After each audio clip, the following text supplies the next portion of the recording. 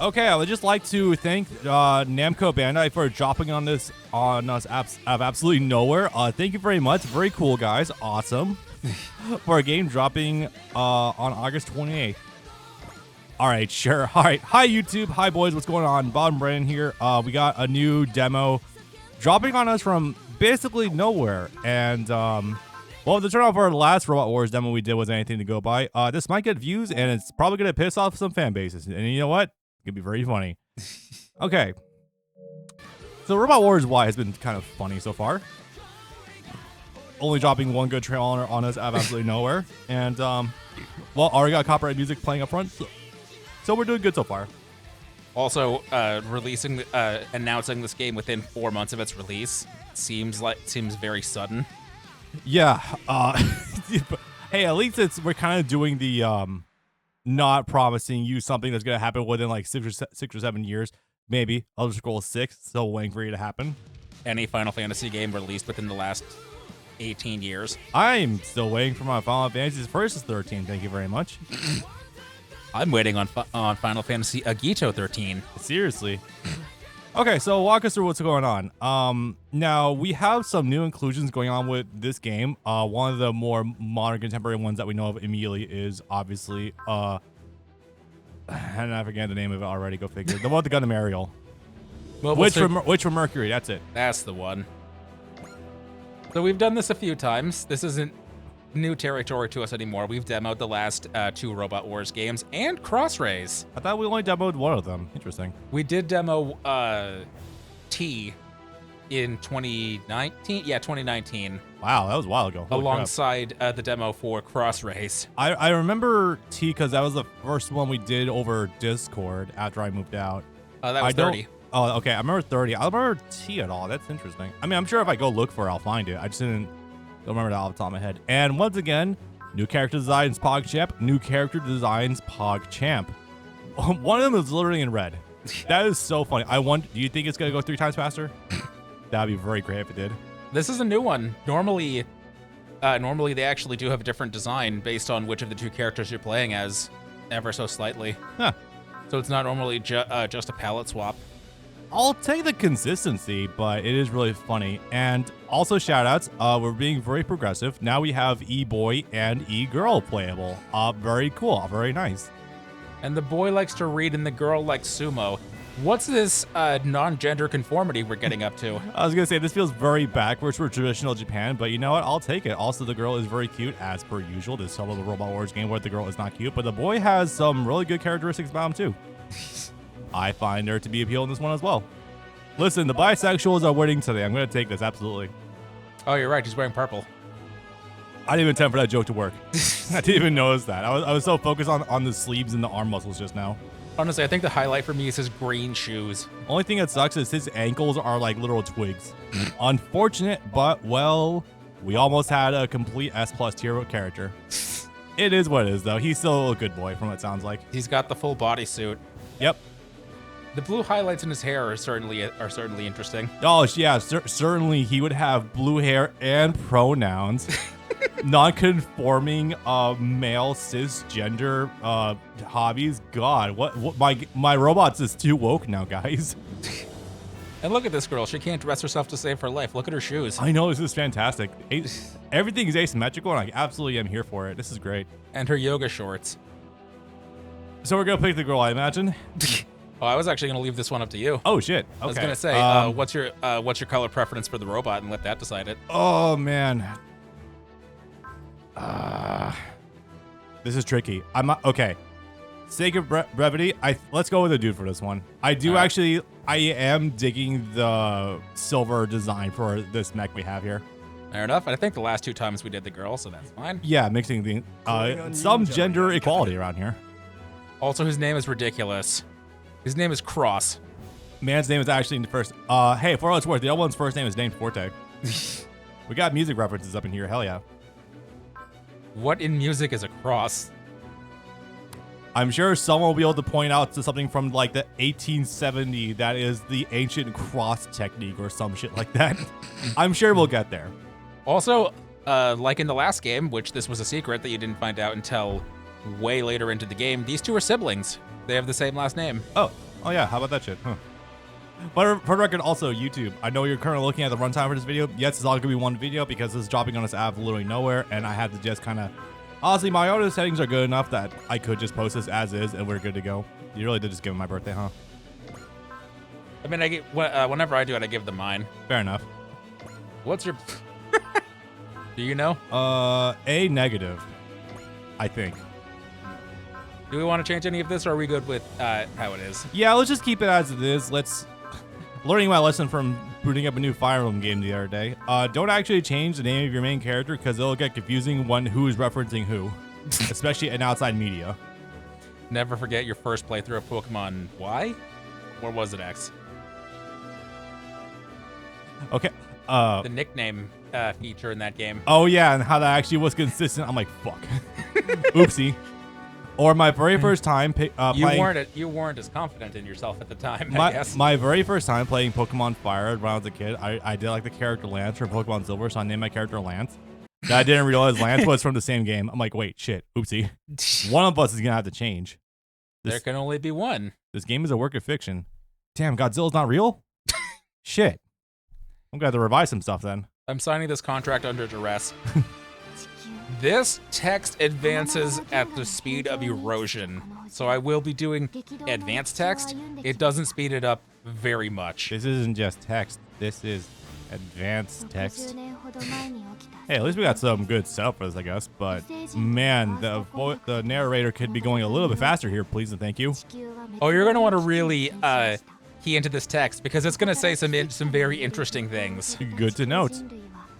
It also a bit of a problem this series has is that they don't really have a firm grasp of time, in a sense. And I guess this is more of an anime problem in general, where they say something to the effect of, "Oh yeah, we had 3 wars in the span of 1 year, and as you do, 3 Earth-destroying wars in the span of 1 year, and then we had about 6 months of peace, and then we're about to go into another war that's going to destroy the whole universe."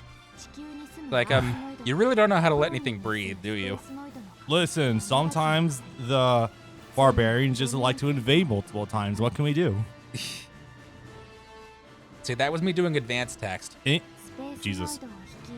The Space Noise were led by Hamon Karn, Gilbert Dullendal, Miliardo Peacecraft, and Char Aznavour. Okay, well, 2 of those are correct. The Earth Noids fought under Trey's and Lelouch. Wow, one of them is not who I expected. Okay. Oh, I can't wait to see Miliardo actually talk to Char. It's gonna be so fucking funny. Literally just a mirror match at that point. Yeah, they're doing some interesting. We do indeed go into Lelouch being the ruler of all Earth. I feel like that's just the premise of a lot of Robot Wars games, to be fair. They sort of, I mean, the last one did it kind of in the fact that it played off of the movie, which is after the series ends. Most of them don't seem to do that or don't get that far. Well, someone's got to show the movie some love, I guess. For this, it's really great that they paired him up with Gundam Wing, because from the bit of it you saw, you understand that Gundam Wing is already a one-world government. So it's like, yeah, we can just have Lelouch be the leader of the Oz Foundation. By the way, this and the Ramafellers. Already a bit of a red flag. Our world is in flux. Ah, shit. Esoteric nonsense, my favorite. I've gone through enough of this in Nitro Blasters, please and thank you. I'm good. You're really just starting us off on a zoom in of this character's face that we don't know. Well, the uncomfortable fisheye lens that's meant to denote that we are under. Oh, hello. Hey, I've seen this before. Nothing bad happened in Tiananmen Square, guys. God damn it. I know what this is, though. Yes, this is a man being inside of another man. With the destruction of Logos. The Atlantic Federation. Okay. From Gundam Seed. Yeah, Gundam Seed is in this. Wow, that took me a complete left turn. Joe Biden. You remember Joe Biden from Gundam Seed Destiny? Yes, okay. Lord Gibraltar. Yeah. So after the destruction of his version of a one-world Earth government, Trey's and Lelouch took over. Oh, wow, okay. They're framing that as the equivalent of taking over after Emperor Charles. There's something deeply funny about Gundam Seed being usurped by Code Geass. This is just historically accurate. They did happen one after the other. Yeah. Calling himself the Emperor of Earth is worrying. Like, he didn't go that far, really. No. At least not in outright dialogue. I mean, when you're the head of Britannia, you may as well be the Emperor of Earth. It's kind of like being the United States president until the last 7 months.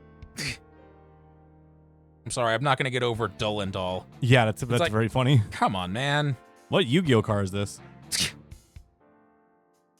Noble Arms Durandal. In for Noble Knight Durandal. Yeah. Come on, guys. Ain't you ever played Marathon 2 Durandal? Damn. So we're currently bearing witness. The future is for Emperor Lelouch to decide. He wants a final battle with Shar Aznavour. He wants a final conclusion. Do not call it that. Sorry. Oh, hello, high-res art. Yeah, this game apparently decided that they were going to introduce CGs, something that isn't in at least the 4 games that I've played.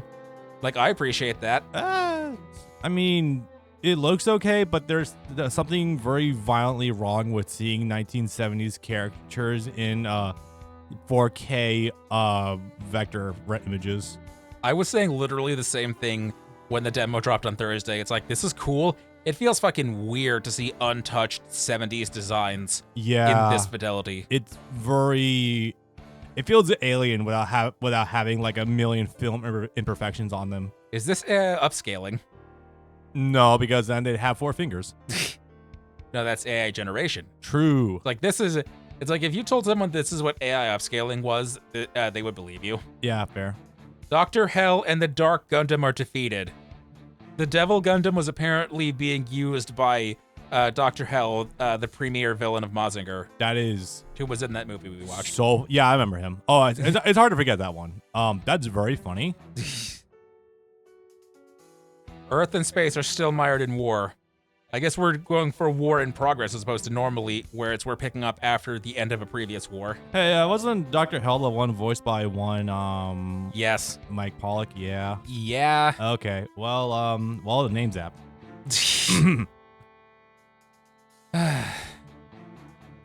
Wow, no more whiplash. And speaking of upscaled 70s designs. Yeah, seriously. They look all right, but again, also this is starting to feel like a visual novel. It's kind of bothering me. I mean... And that clues me in that I think 80% of this is just going to be text. That is how they be. Yeah. It's okay. Despite the last one being the longest one ever, there have been longer games than the recent ones. Yeah, that's kind of interesting. Hey, boys, we recognize. And see, this is what I mean. Because it's like, Amuro is just a dude. Yeah. Bright is just a dude who, hey, you're not supposed to have colored eyes. This guy could have came out of the year 1996, and you'd be none the wiser. At this point, Bright's he doesn't look like he came out of 1978. At this point, Bright's eyes are kind of on the level of Krillin, where sometimes they're white, sometimes they're not. It really depends on who's doing the stuff. But it's like, yeah, this man could have been drawn 25 years ago as opposed to 50 years ago, and it's like there's not really much of a difference. For what it's worth, the real time capsule for Amuro's design right now is in fact a turtleneck. Yes, actually. That does date him quite a bit here. Yeah. But seeing Amuro say Lelouch. Yeah. Now that's a showdown that would be very funny. Where does that put you in this? Does that mean were you Britannia or were you the Black Knights? If it's a one world under Emperor Lelouch's rule. Yeah. What side of that confrontation did you take? Now, you know, a very funny battle would be Amuro's ridiculous new type abilities versus Suzaku's cheat code, don't die command. Char is no fool. I beg to differ. He's been bamboozled a couple of times, guys.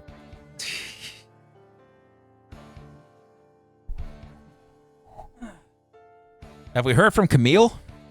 I guess Camille's not with us at the start. I hope he's feeling better. Actually, no, if this is from the movie, then yeah, he should be fine. Yeah, unfortunately, they always want to go with movie version. Yep. They do that because apparently they altered some of the designs of some mobile suits and they want to use those altered designs instead of the originals. Is my understanding. This is a very funny stuff for a story. Goddamn. This is one where I will say this looks. I know this looks a decent. real, but this actually looks vaguely AI because what the fuck is going on with his eyebrows? Or his mouth. No, Code Geass mounts are want to look like that. His fucked up eyebrow skin flaps are disturbing. It's more like how the eyebrows are just like interchangeable with his hair strands. Yeah. I'm fairly sure this is real, but I mean, considering recent track records with companies, I don't know. They wouldn't have gotten this many other details right otherwise. True. I don't know if that doesn't work yet. That's going to be funny later. If you press something involving the right stick, you'll have backlog.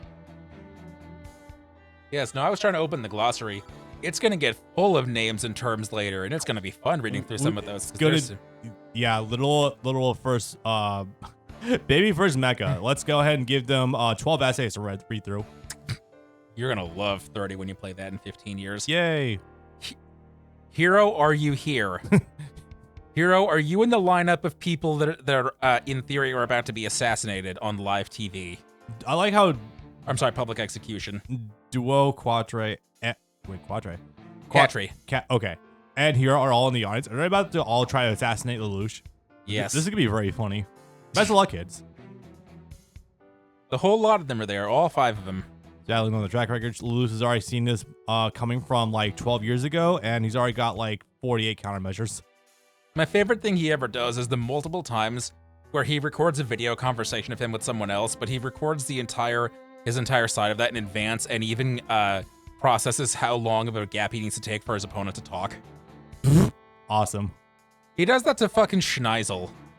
Oh my god. I have a funnier comparison. Pegasus when he sent the fucking VHS tape. The pre-record VHS tape to Yugi. It's so funny. Yeah.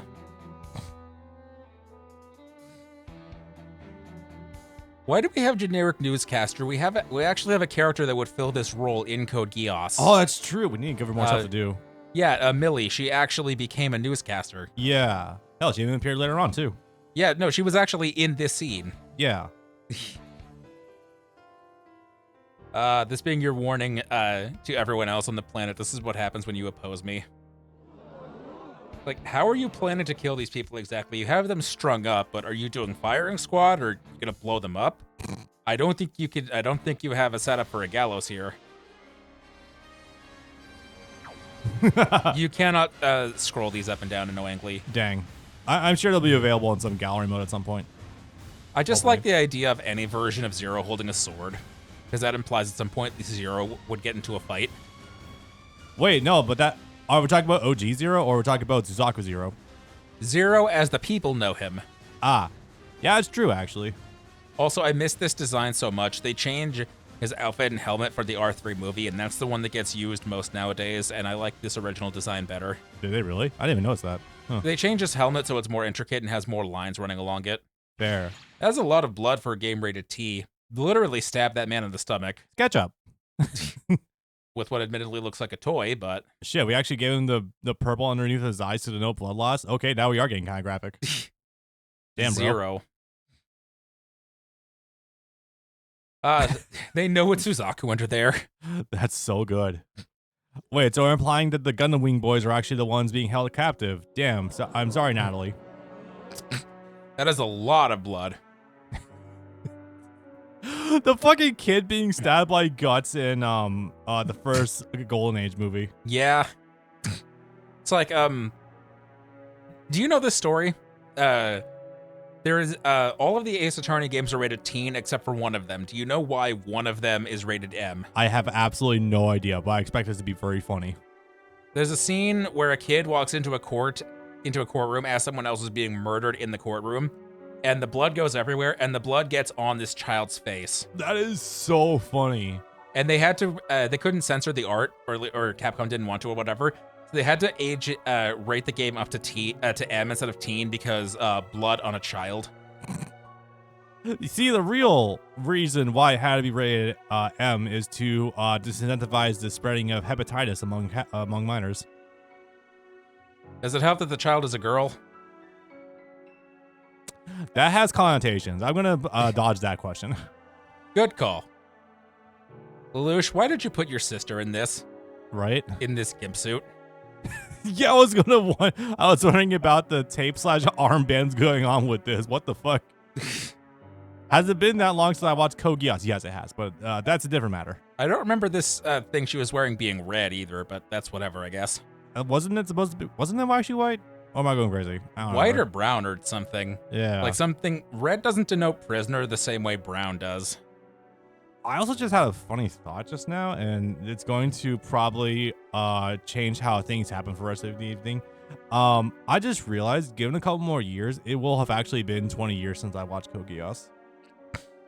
No, really, because I think the first time I watched it was in like 08 or 09. It aired on Adult Swim on 08 Yeah. to 2009, yeah. Shit. Yeah, I gotta watch the show again at some point, especially going to Robot Wars stuff. Like, it is a short enough show at only 50 episodes. I think we might make that the project after Yu-Gi-Oh! That'll take like 4 or 5 sessions. Here I was thinking it was gonna be Hunter x Hunter, but yeah, that's totally cool. You gotta pick and choose where you can insert your small things. There's another thing we also need to wrap up in that same vein as well. Yep. Hiro saying he can't accept this if this is the way Lelouch is planning to die. Oh, you're gonna be one of those people that's like, I need to kill him myself. Because there are stories, some, where it's like, I hate that this person died in a way that had nothing to do with me, so I'm gonna revive them so I can kill them myself. Yeah. That's actually the background plot of Sengoku Basara 3. That's the thing that Mitsuhide was doing. He wanted to revive Oda so he could kill him himself. Which is very, very funny. So we're just background operatives sitting in the crowd to observe, and if anything untoward happens, we take care of it ourselves. We're ninja. We're hired help. But apparently we didn't need to fucking do anything. No, this situation resolved itself before we could step in. Yeah, pretty much.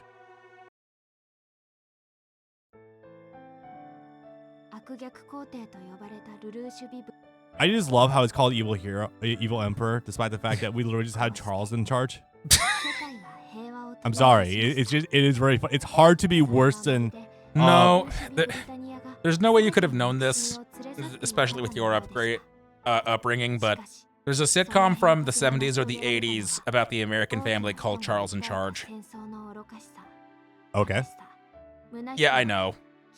As far as how I would have seen, that's one of those things that would have aired on like Nick at Night in like the 90s or something when they were rerunning sitcoms from the 80s and the 90s. I'm more confused what brings this up directly outside of the funny connection with Charles here, but because you said with Emperor Charles in charge. I see. That was what you said out loud. All right. Anyway, new Revolutionary War. Who dis? Yeah, I don't really like that term very much.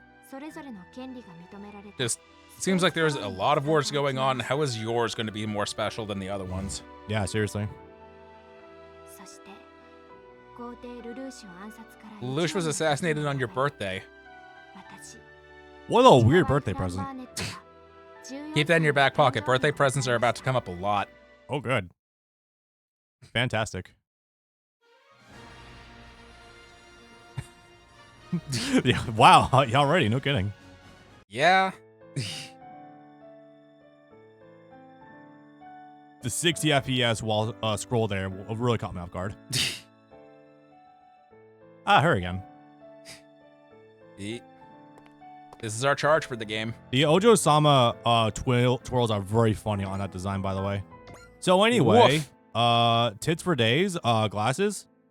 Woof. 27. 27. You're all good. You can goon. Not a lot of the time we have a female design that knocks it out of the park for both you and me at the same time. Right, very nice. There we go, much better. These outfits are gonna get real goofy. Yeah. Just fucking circus lady. Also, corset, very nice.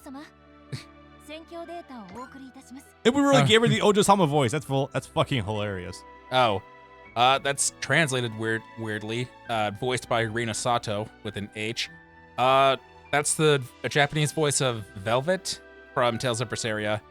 And your assistant in Idolmaster Cinderella Girls, and the kid, Yoshikage Kira's son. All right. You know, I just noticed that's even funnier. The fact that they gave like buttons that almost look like beauty marks on the outside of her clothes. Yeah. How fucking funny of that, guys. So anyway, someone was definitely having fun gooting to that design. Not, maybe, hopefully not this one. Anyway, I do like the rat in her though. That's really cool. I like this outfit. I'm not a fan of the hair. It's too big. For me, it's how uneven it is on both sides. Like, you can't do the 1700s powdered wig thing and do bangs at the same time. They don't work together. Not really. Or maybe more bang or have longer bangs, but we gotta have the dot on her forehead, so I am at a loss. I like I like the Eye of Wijat on her strap. Oh yeah. Her Millennium Eye. Yeah. That took a second for me to find. Yeah, that's a very loud design. Nope, wrong one.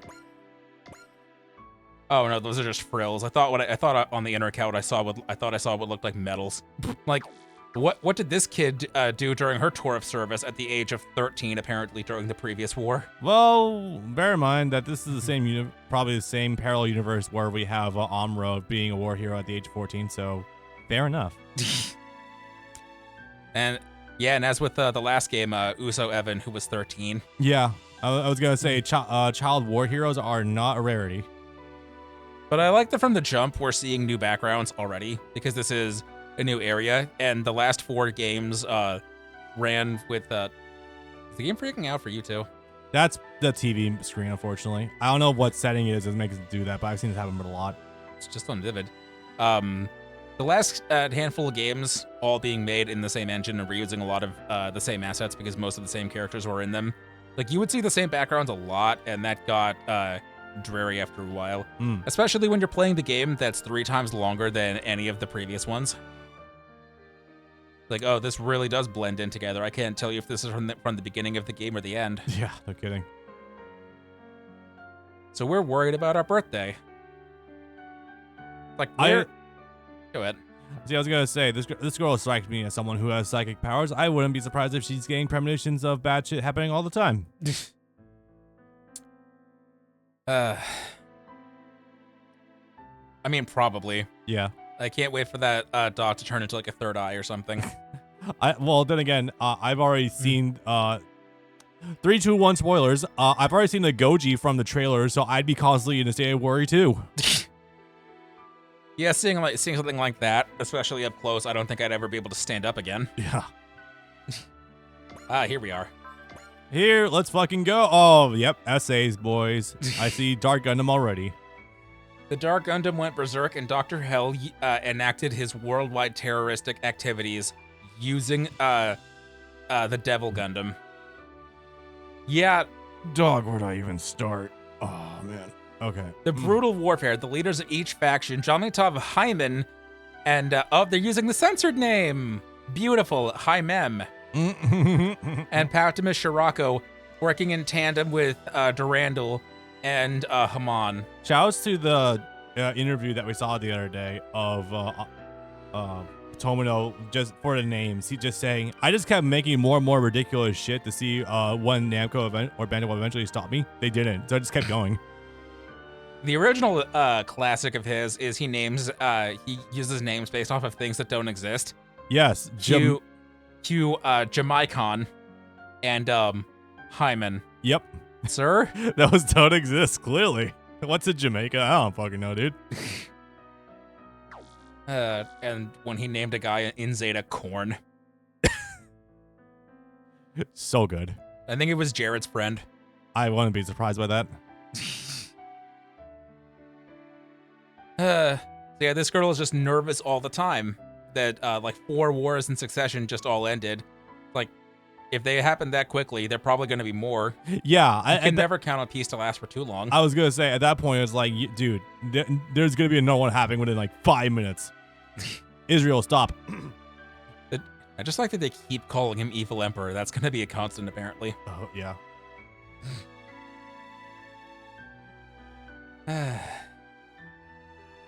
We're still facing attacks from non-human forces. Yeah, I would consider you under a state of war right now.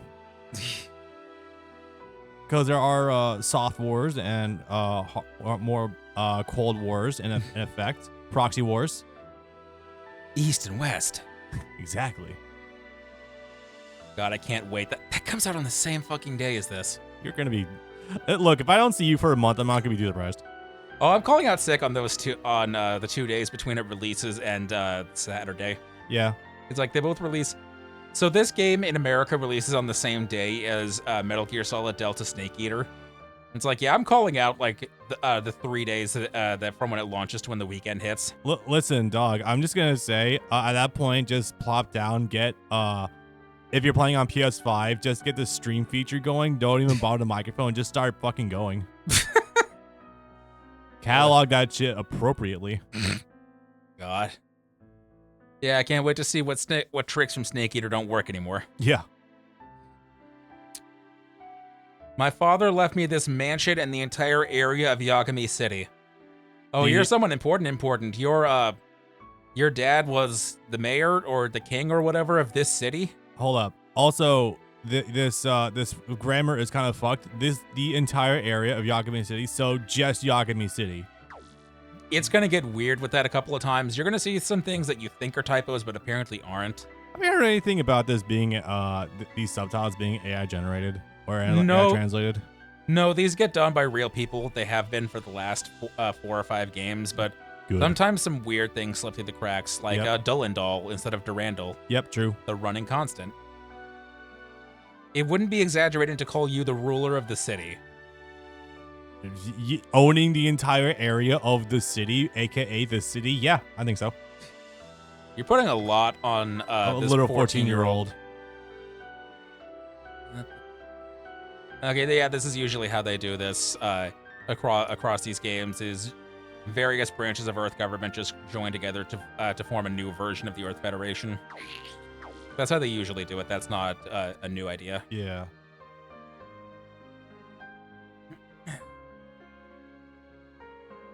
Yeah, there's really not a lot going on up front, unfortunately. Yeah, I know. It's the usual visual formats. Wow. The usual visual novel format where everything's very text-based, and man, it's as a Let's Player, it's always difficult if you want to try narrating everything yourself, because that would get annoying very quickly, and also would fill up dead air.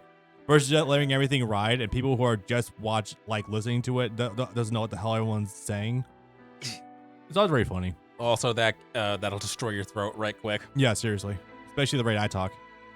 This is a message from Dr. Yagami left for me to give you at the right time. Your father, who died. Your father, who died. That's interesting last name that he's got there, ma'am. Yagami, huh? You know. That's very cute. I don't think they're trying to be cute. No, I know, but just like, Yes, it's very funny. I hope that first name isn't very illuminated, because boy.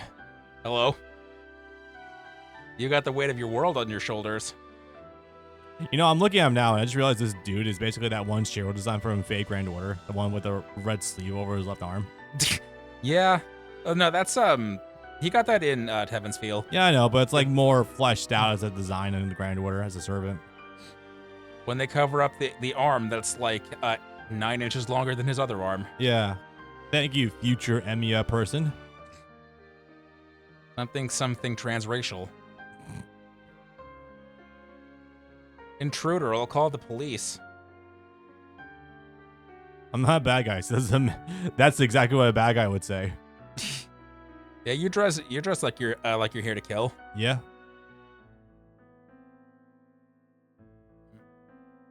Happy birthday. Wow, yeah, no kidding. Jesus. Well, I played it as the girl. How are they going to handle some of these? Because some of these conversations are going to have a different tone with a guy present. Yeah, true. It's like your birthday present is me. Like, sounds different when it's a guy saying that to a kid. Yeah, true. Finally, it's gotta be me asterisk. More like this mech, but that's staying behind me. Now we're talking. Are those Gundam? Yeah, those are Zeta Gundam mechs, I think. Close, but no, actually. Double Zeta. Do you remember what theme Taurus could fit into? No. Aries, Taurus, Leo, Scorpio. Oh, I see. Wing, then. Yep. The first thing we see is Wing. And the first character we see is gonna make me want to throw this controller into your TV. Also, it's a I will non-military. hold back, though. It's a non-military armed organization. I don't know. Where's terrorists? Could also be just mercenary groups. Could be a militia. Yeah.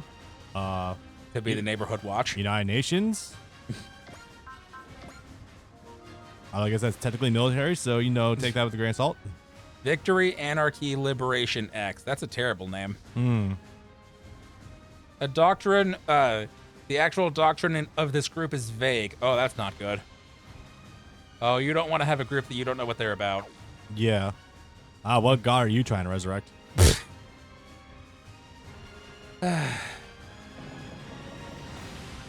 Well, I guess if anarchy is directly in their motto, then they probably are terrorists, then. I take that back. The first character we recognize that you see will make me want to throw my controller at the screen. Okay, I have not watched that quadruple S series yet. That's why I had to correct myself to say, actually, not this one. The next person we see that you recognize. Yeah, have you watched Gridman yet? No, I need to. Gridman was in the last game. I really need to. Yeah, bumped up your watch list. It's only like 12 episodes, roughly. Really fun If you watch. wanted to make it a thing out of watching these two back to back, I would be happy to do that. They're both only like 12 each. Maybe. It's like, yeah, I know, adding infinitely to the backlog. I know, but then again, looking at Rika's size is always a nice time anyway, so. Yeah. Damn, that's a design. Even if it didn't say what it was, you could probably immediately guess what this was. Getter Robo, absolutely. 1970s. Apparently, this is a more recent iteration because this is the previous Getter pilot's son. Huh. Okay. Yuma Uchida. Wait, that name's familiar. Yeah, you probably do know that name. Yeah, you almost certainly do. I couldn't pick one out for you, though, if you wanted to look that up. It's fine. I believe you. I like this design a lot. And the guy, too, later on. But up front, I like this guy a lot. I need to watch this 2021 show, I think. Arc Getter Robo. It's actually brand new. I mean, you already got your feet wet with that one movie we watched, so might be able to just squeeze We in need to there. get back on watching that OVA. Fuck. We watched like one episode of it.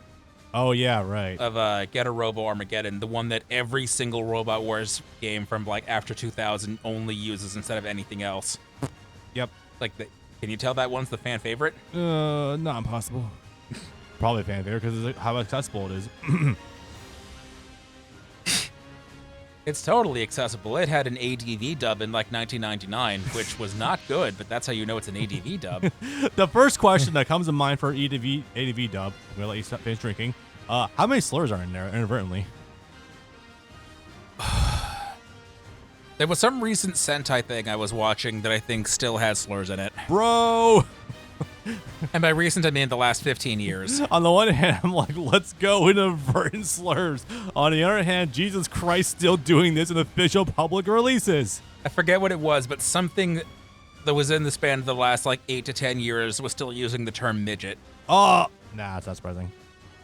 I mean, that's lower down on the list, but that's still a slur. Yeah, I still see that used every once in a while. Like, you just had to say that, huh?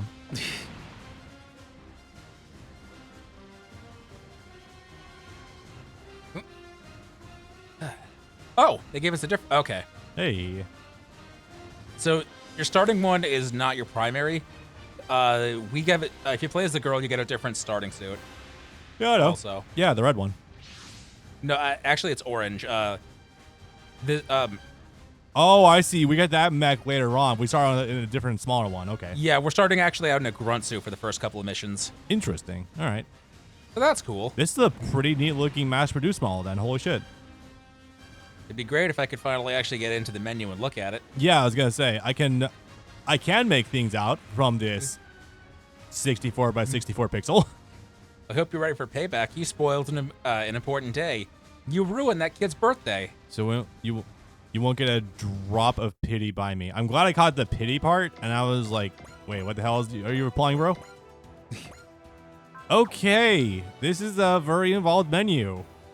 Yeah, they got a bit more complicated than the last time around. Yeah. He's 21 years old. They get some of these characters get dynamic poses in this menu now. Damn. So that's cool. He's even got a bisexual lightsaber. Hell yeah. Let's fucking go. Organization Hayes, age 21 male. 21 male ethical gooting, boys. I'm watching too much of that side of YouTube that the first thing that immediately comes to do it. No, I don't even know where you're going with that. It's age. His age. Age 21. Yeah, he can drink. 21. He's 21. Oh, I see. 21. 21. Like, fuck me. They really compress these sprites. They're a lot smaller than they are in the other games. I mean, this looks pretty good. They don't let you, but normally they have like a full length or a height portrait for these. Not so much here. You just get the sprite size. To be honest, I'm looking at this now and realizing that what the gym needed the entire time was like the sides of the helmet that close around the mouth to give it a highlighted look. That does look pretty nice, not gonna lie. That is a pretty spiffy looking mass production model. And the wings? They're pretty alright. A little stubby, but it's kind of cool. Luminous, apparently it's called.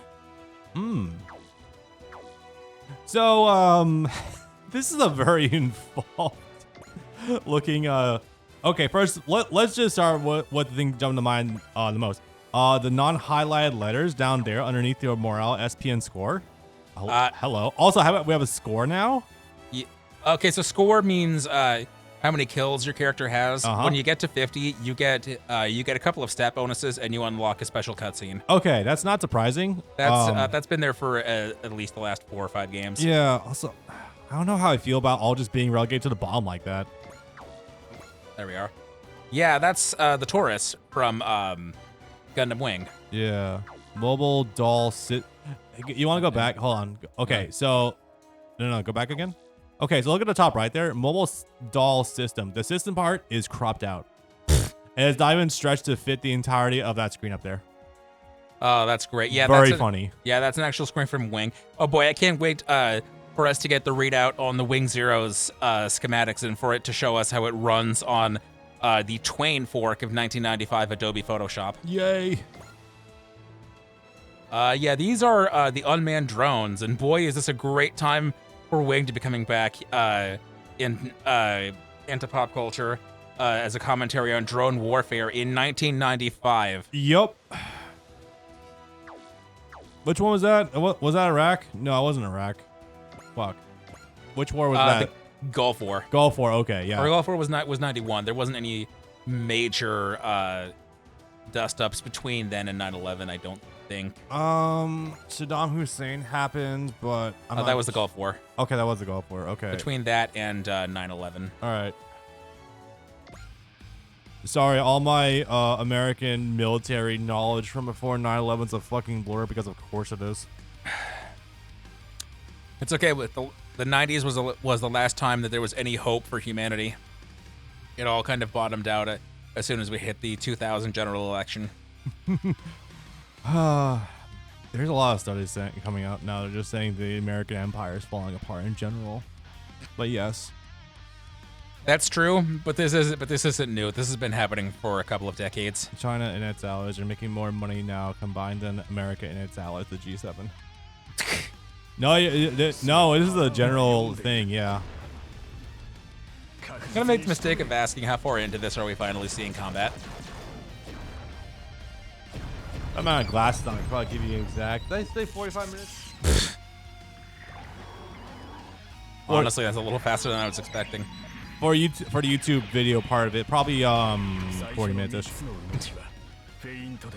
My first few moves were feints. God, bro, you're gonna get fucking baited by that.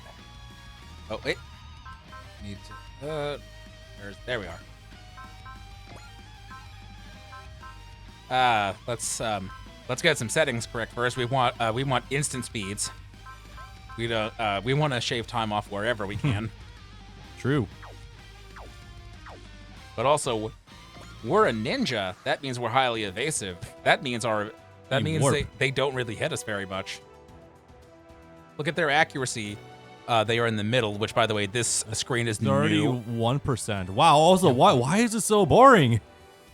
I really don't like this screen because everything is spread too far apart. I can't take it all in my peripheral vision. Also, there's like no graphic shit going on here at all. What the hell? So these normally aren't very fancy, but this just looks bad. Yeah. If you hold down X, you accelerate these animations to a proper 60. Or maybe more. Proper 60. That's like if you told me these were animated at 30 or 24 or whatever, I would believe you. Yeah.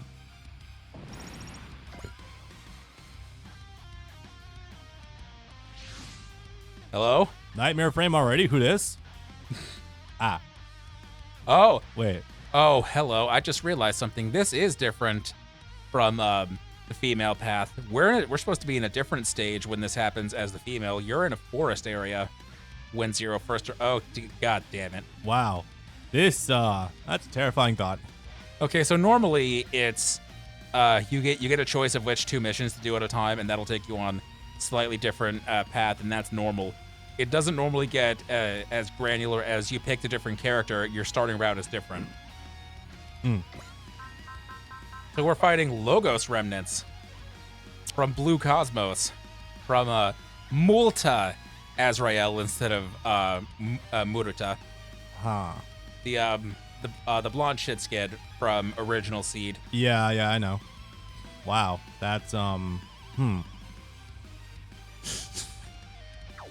You remember that they invented the weapon of mass destruction that in a single shot could destroy entire colonies? The microwave? No. The microwave no, not the micro. Actually, yes, the microwave also, because that was the thing that happened on Earth. Yeah, that was something separate. The one that was the big space tube.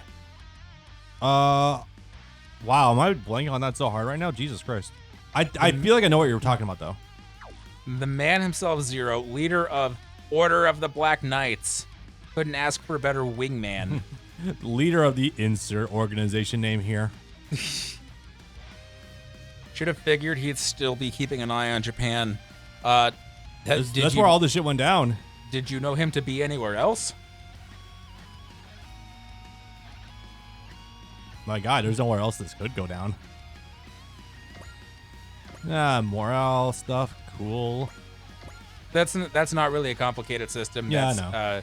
That's just, hey, do enough damage and your bar raises and you unlock more of your attacks that you can do. Oh, yep. You actually get to play as him this time. In the route that I was playing as him, in the route that I did, you didn't get, he appeared, but you didn't get to actually control him. Ah. Oh, he's already powerful enough that these that have taken no damage, I can already kill from one shot. Nice. And this isn't like SD Gundam where you can chain kills, right? No. Okay. Actually, wait, hold on. Missed a step. Sorry, different tactical RPG. The Lancelot Albion Zero. So which one's this? Zero's, which is say Suzaku's personal KMF. Nightmare Frame. I figured. Code Geass Lelouch of the Rebellion 3 Glorification. This is from the recap movies that released ahead of Lelouch of the Resurrection. Huh. Apparently, at some point, I watched those movies. This isn't real. This never showed up in that movie. Maybe this showed up in the movie that they were planning to make that got rewritten 9 times, but there was no version of the Lancelot that is painted purple anywhere. Yeah, that is painted odd. To be in Lelouch's colors. But this was in this game, in the last game. It's like, cool. I actually kind of like this design. Yeah. And I like the Lancelot in general. It's just a pity that we're going to have to use something else later from the movie that I don't like all that much. But that's an aside. You know what? I'll give you an excuse. I've watched the old Geass show. I have not watched the recap movies. If for perspective of how weird this show gets, because I know Shirley survives. So that's the unfortunate thing is those movies are so fucked up that they basically become mandatory viewing to see how they fucked it up after watching the series in full. Yeah. It's like, what do you mean that they cut like 9 episodes here? Bro, Jesus. Like, that doesn't seem like that should even be possible. Unmanned machines are too predictable. My coworker sometimes says something very funny. You can't mind game the mindless. So when that ninja guy earlier was saying that his first 3 moves were feints, I'm just like, you can't mind gain the mindless. You're just gonna get blown up for that. Me, whenever I'm trying to play someone online at blue ranks in Tekken and they're just massing and I'm just blowing them up because it's like, yeah, you're just pressing buttons. Hey, their mobile doll system into a vertical box instead It of a does. horizontal box. So I think they just didn't get to that part of the formatting for that window we were looking at. Excellent work. Oh no. Might need more sauce for the beam launcher. No, it's just some attacks are annoying in that you cannot use them at all if you move. They're like, you cannot move and shoot with this weapon. You can only shoot. Huh. So it wasn't within my range for to use it initially. Has to be a really powerful weapon then, in order to warrant that kind of trade-off. Usually, yeah. Welcome to reality. Telling that to a machine.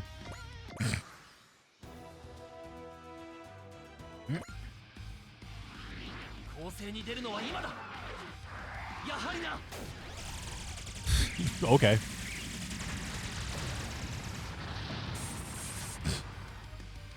I think he's probably just programmed to always get the kill on these. Not possible. All done. Or so we thought. I was gonna say no way that's the end of combat for the entirety of the demo. Oh no. Yeah. Hi. Yeah, things are definitely changed. Whomst was in your playthrough? So the characters are all the same. Things just happen in a different order and in different areas. A man claims to be a kaiju user. Ah, fuck one of you. Not the same thing. Yes, I know.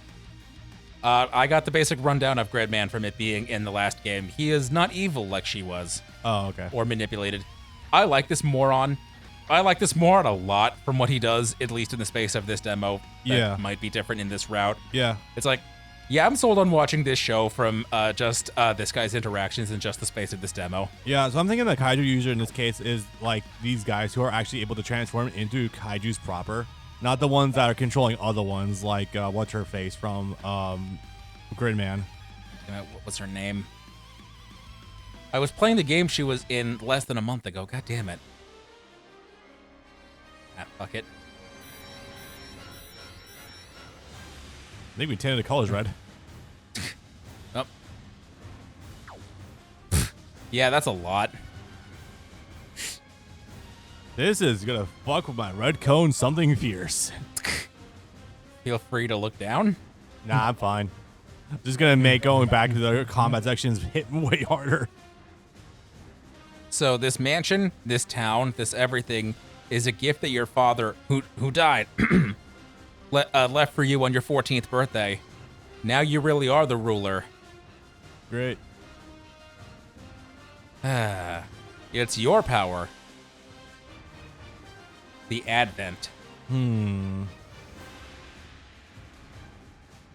This design, the design of this ship is kind of fucked up when we see it soon. Is that the floating thing from the trailer we saw a little bit ago? Yeah. Understandable then. It's like it. Yeah, see, this is where in the version I played, this map is where it started. Yeah. Wow, hi, yeah. No kidding. Yeah, this thing that's like an Angel Galleon crossed with the Rafflesia from F91.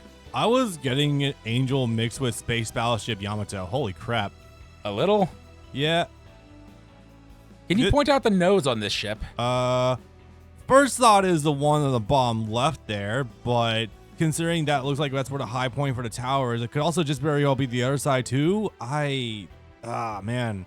There's no start or end to this thing. Also, what the fuck are the crystals for? The crystals coming out of its neck. Why were there geodes in the ground that were that big?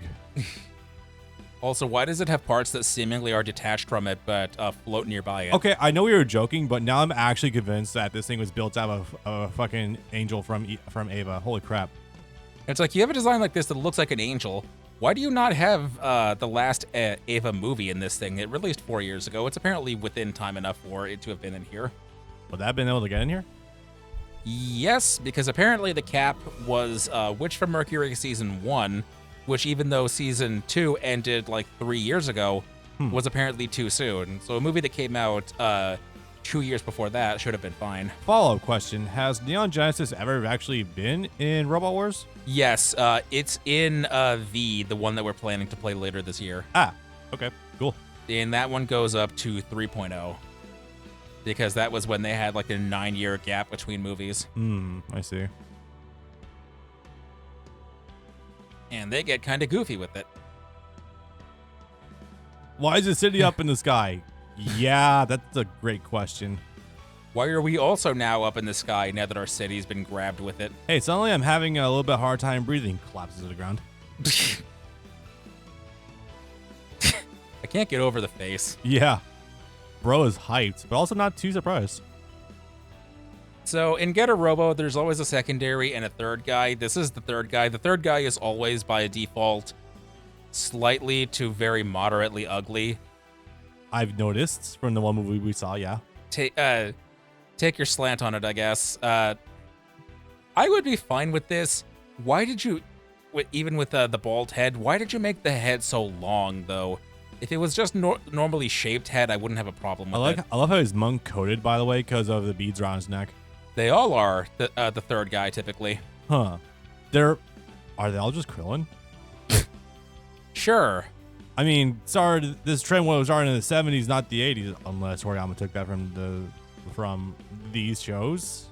I believe the original Maybe. Get a Robo is from 77. Yeah, I mean, I could imagine Dragon Ball took shit from Get a Robo. Why not?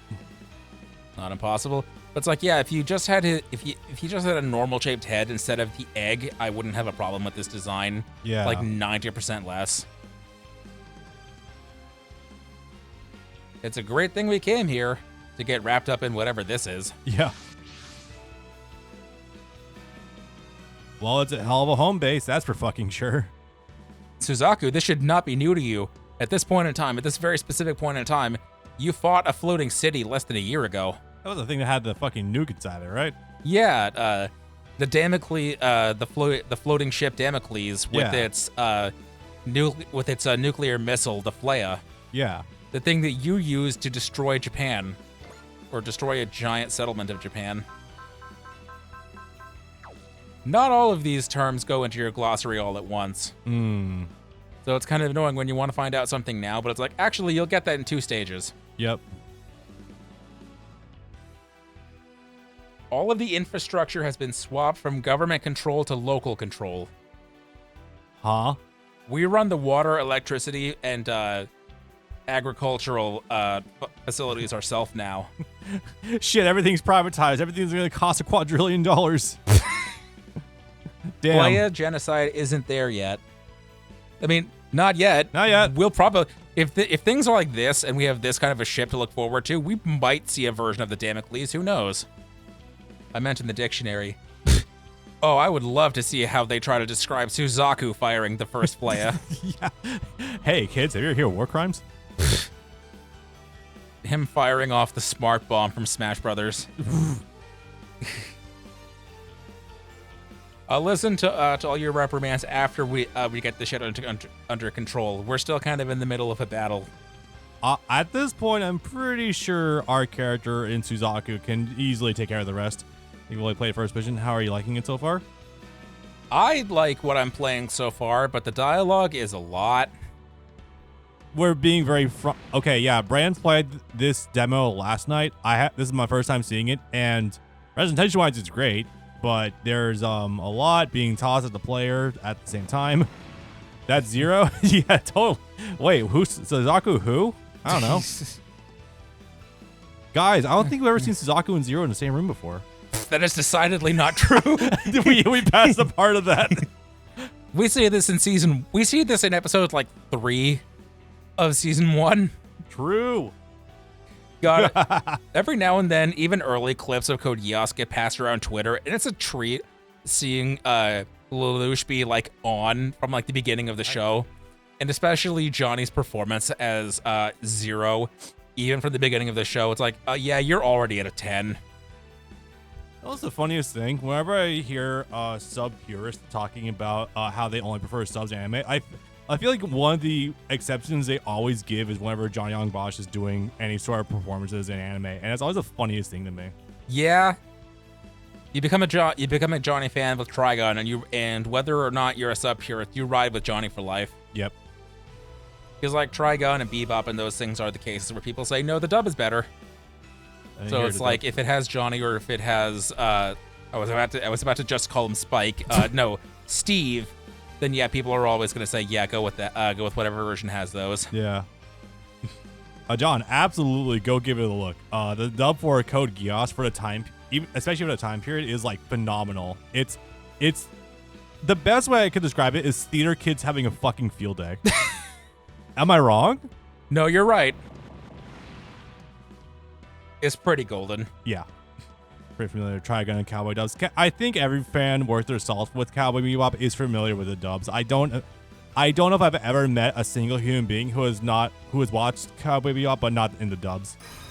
It's also one of those cases of because it was recorded at a particular studio, it's the last time you will have ever heard some of the actors that go back to the 80s, 90s, and early aughts that either stopped performing after a certain point or in most cases just died. Ooh. Yeah. Like sometime around 2010. That's just sad. So Yeah. it's like, well, people who were like in their 70s. Yeah, I know. But it's like, yeah, it's a real hallmark for its time. Like the actor that plays Bartley from Code Geass, Peter Spellos, and a couple of people from that era.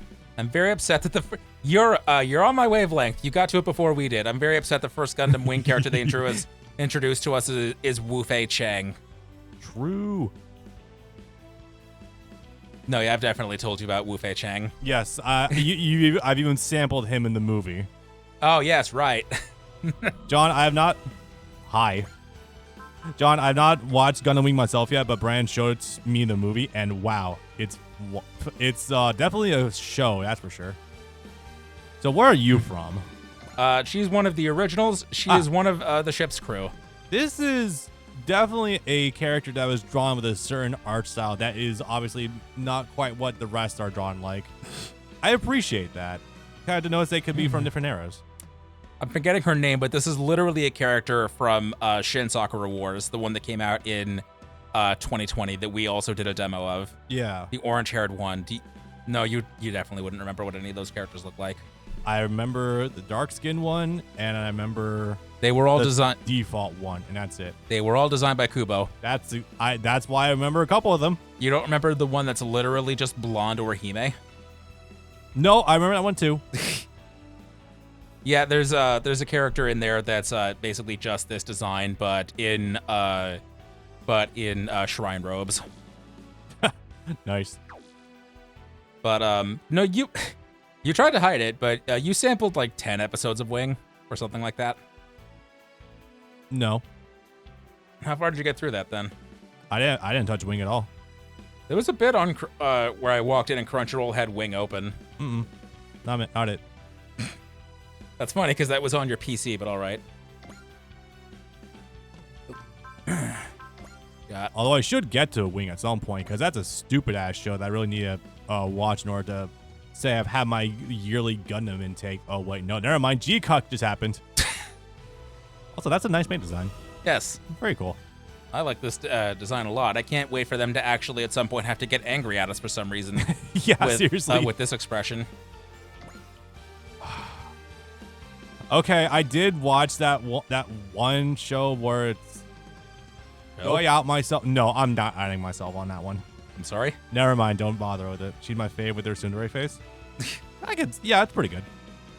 You can't say something like that and not expect me to prod. Nah, later on, don't worry about it. Just give me something vague. Nope. But also because I don't remember much about myself. Probably the best. I'm the person that watched Cross Ange, and you're the one trying to keep quiet. Listen, sometimes Bob needs to keep a couple of things to himself. So anyway, these maids are actually the crew of the ship. They perform various functions on the ship. They are not necessarily the bridge bunnies. Ah, I see. Last note on it: when you make it sound that close to the chest, you make it sound like a hentai. Surprisingly, it was not. I will say that. Right, but that's a natural assumption. That is true. They changed some of the buttons around. You have to actually click cancel to close, which makes sense, but in most of these cases, it's like, yeah, you just press the confirm button to close. Yeah. It's like, that's one of those things that I'll get over quickly, but that's a bit of a muscle memory. What they basically have done, these are your support characters. This is a mechanic that was in the previous game, 30, in that you have characters that are in a separate menu that you can just call on them to do a buff on one of your characters. And it's like, now that costs more of a resource. That assist meter up there, you have to build it up to it by doing either a certain amount of damage or a certain number of attacks. You have to do 5 attacks to get up to assist rank 2, and then again for 3, and then again for 4. Most of these start at assist rank 3, so you have to do some damage before you can actually get any of these assist attacks out. That doesn't sound... So is it the ship that has to do damage, or can anyone do it? It seems like anyone can do it. Okay, good. But like in the previous game, it was just, oh, you have a meter that's already full, and you take down from that meter. In my mind, there are still bridge bunnies based. Previously, you got supporter points every turn in 30, right? Yeah, you started with a certain amount, and then you would passively get some every turn. It's like, your total amount you could get was 200. You started at and each of them cost like 40 points or something to that effect, 40 to 80 points. But you started with a certain amount. It wasn't that you just started at 0. So it's like, they better be good if they're going to cost that, if they're going to be that much more resource intensive. Yeah, seriously. Because here I am thinking that if you had to attack them with the main ship in order to build that bar, that's going to take literally forever, because I'm just so much more used to the carrier / the warships from SD Gundam, where sure they can do a lot of damage, but moving them is so intensive. These first assists didn't look that good, and you can build a bar with everyone. Sweet. All right, that's a good start at least. Oh, this you were right about. This is Zeta suit. Hey. The Gaza C is a Neo Zeon from Zeta and Double Zeta. Gaza, you say? Gaza. That's great timing. Yeah. Actually, wait, no, this is using original Zeta, not new translation. I remember that now. What's that thing you said earlier about Tomino naming conventions? Okay, Fuck. Okay, that had a much different context. I know. In 1985 than it does. Yeah, now. But yeah, no, they're using original Zeta. I remember that now because some of the Camille sprites, portraits that you saw in the trailers actually did use older art instead of the new translation art, and thank God, because... Still not a great context in 1985. Thanks for backing me up, John.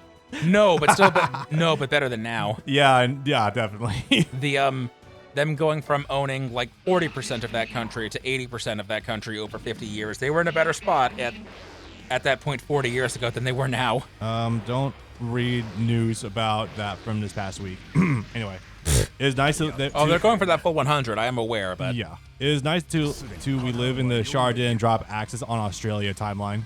Oh, so we're not there yet, but Shard decided that he didn't need to drop the Axis because the corrupt government of Earth, the evil Earth Emperor, was killed. So it's like, maybe there's hope for humanity after all. Charles? Different one, probably. Lelouch. Okay, yeah. The evil Emperor of Earth, Lelouch, was killed after all. Maybe there is hope for Earth yet. Maybe I don't have to drop this colony on Earth after all just to kill Lelouch. I don't need to kill billions of people in order to spite one dude. Awesome. Anyway, BRB, I'm gonna go get myself a drink and let this cat out really fast. Is it time to feed him? Yeah, it's time to feed him. Oh, it said in the intro text, I thought? Oh, maybe it did. No, you're fine.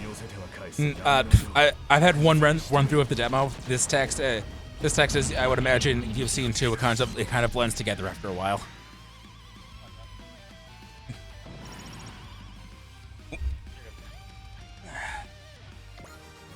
Are you all Super Robot Wars fans? He's new to it. He's sampled bits of them. I have played the same games you have. I've played VTX and 30, the games that have been officially released in English.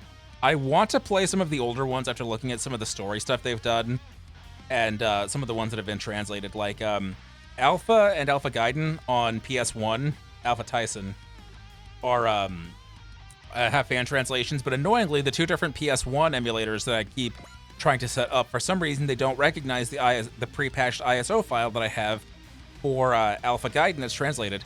Because goddamn it, I want to play a Super Robot Wars game that has Gerard Braun and the Gundam XX. God fucking damn it, and they refuse to let me.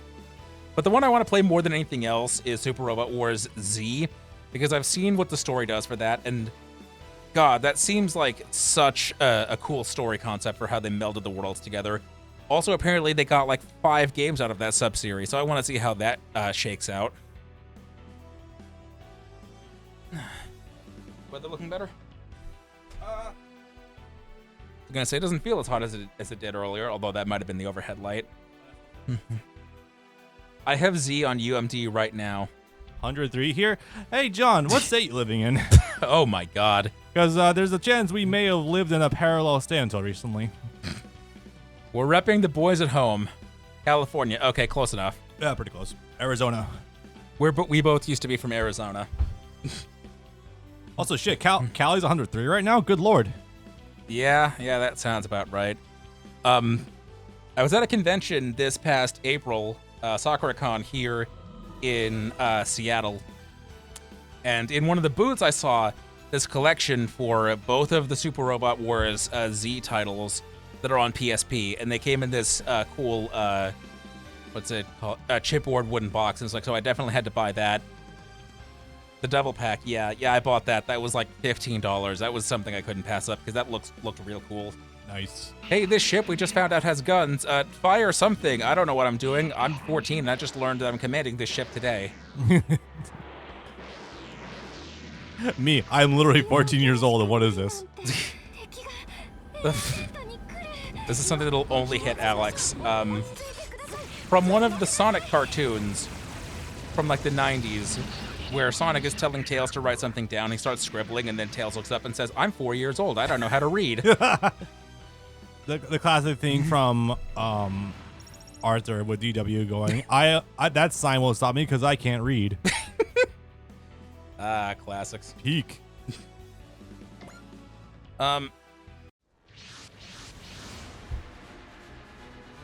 we're getting caught up from behind as well. Damn, flanked? Crazy. Couldn't be me. Never mind. He's and pretty it good wasn't about it. me, because we just stood in to save them. Nah, see, we're actually trying to raise up our HP stat in Final Fantasy 2, so we had to go take the hit. We were mad they were going to get damaged. We were mad that we were going to lose the experience points. Also, we broke into their comms network. Don't worry about it. You just don't worry about how we hacked into your system. I sure hope this skill comes up again later on. For everything. Oh, hi. There he fucking is. Is that the arms? That Gundam, that's Chang Wu. I didn't Is realize. that backwards? Yes, I didn't realize that they were good. Well, from well, no, Wu Fei Chang obviously is Chinese, but yeah, from one Asian to another, I guess that's Suzaku talking. Yeah. Backwards name order. Yeah, I know. Hello again, Dragon Gundam. No, the Dragon Gundam is the cool Gundam that the Ultron Gundam and whatever it's actually called, the Nataku, as he calls it, is a ripoff of. The Dragon Gundam is from G Gundam. It's the one that the pervert kid pilots. You at least got far enough in G Gundam to see the little guy, right? Maybe. I don't remember offhand. It's okay. He'll be in this game too. Great. This motherfucker, this misogynist, ableist sack of shit. Least misogynist teenager. No, most misogynist teenager. Literally, to multiple women. You lost this battle because you're a terrible commander, inherently because you're a woman. Awesome stuff, guys. He does this repeatedly. This isn't even Tomino writing this either. No, it's not. God damn. Anyway, he's mad and he's an incel or whatever because his wife died. Dude. Skill issue. I don't care. There's nothing you could do after. There's nothing you could reveal after the shit you did that could make me care. But also, he's a shithead in general. So. Yeah. Also, his design is terrible. It's even worse than the vector imaging in fucking 4K. Jesus Christ. Fucking look at his hairline. Yeah. Worse than mine. High block. We're about to transfer into our real suit now. And hot sister. Nice. We're not family while we're on a mission. Right now, I'm the head of our organization. Okay. All right. When we're Roger that head. Kid named Finger. When we're on business, you'll address me with decorum. Ugh. You've definitely seen shows with those kind of jackasses. Yes, I have. The kind where you're not allowed to call me big sister when we're out in the field. Uh-huh.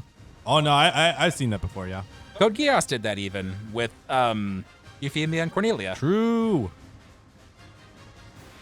I'm going to miss our grunt suit. It was kind of cool. I would give it to others.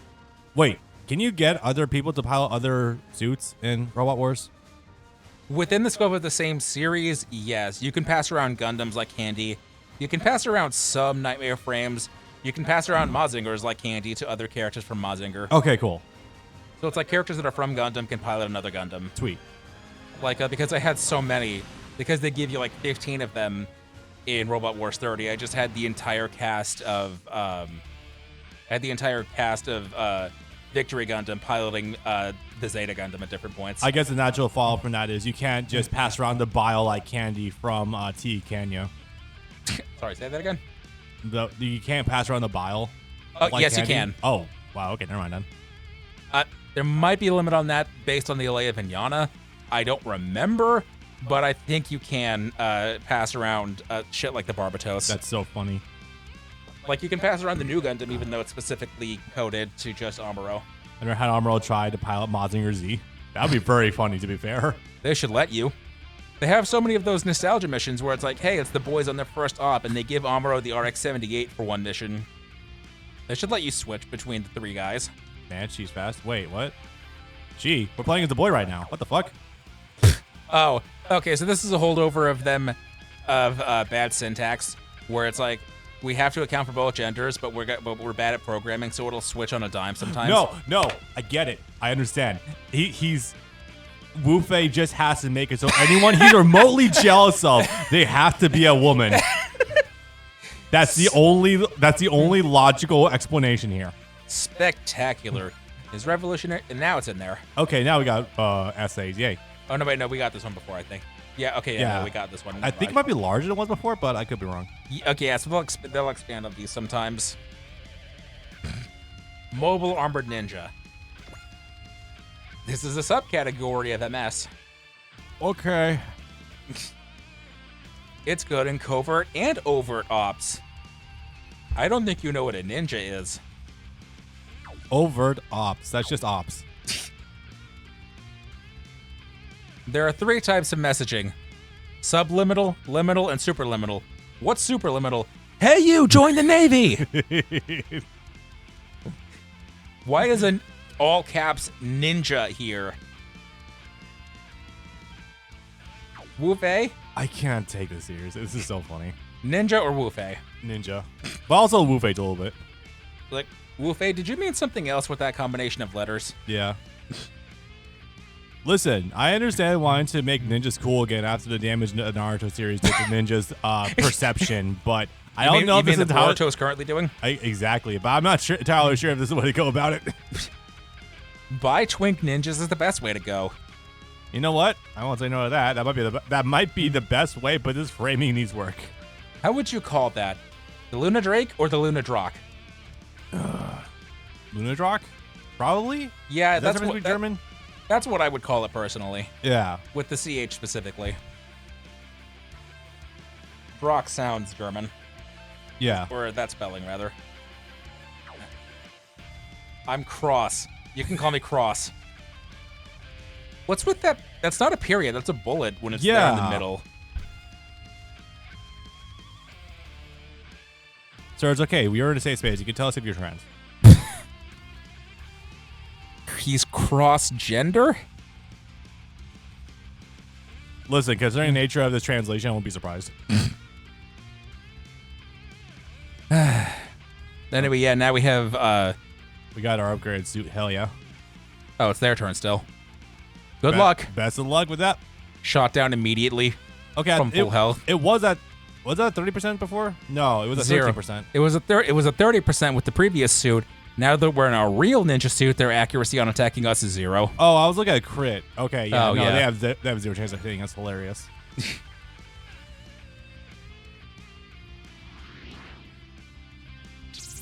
A neat thing in these games is you can press square and skip one animation, but not the other. Huh. Like if you want to skip an enemy's attack and just look at your cool animation, or vice versa, you can do that.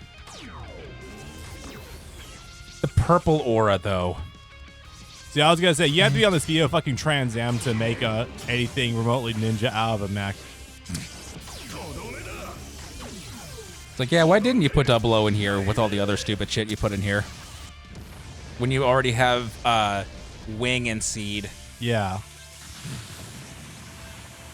No, you especially need to have Wing 00, Seed Destiny, and Mercury in here. I need all of the autistic children to be incapable of holding a conversation with each other. We need to make all the autistic children super weeaboos by giving them the ninja mechs. Exactly. That's the way you do it. When quiet like the still moonlight. Yet the moment it takes action, as fierce as the loudest thunder. This doesn't work in syntax, but okay, sure. I'm sorry, our text box is too small for his haiku. Literally, apparently. Because, like, I don't think there's enough... Despite how it's framed, I don't think there's actually enough room in there for a third line of text, what with the X button being there. I mean, hey, we couldn't quite format an image to fit in one of the menus, so I guess I wouldn't be too surprised by that. And it's got a range on these. Will that... Okay, that'll leave it just barely alive, I think, based on that pixel of HP. Yeah. Okay, that'll kill it. AI is never gonna catch up to me. Based. Oh, is that the same move from before? Yeah. If it's the same one, I'm just gonna skip it. Okay. And that's a different one.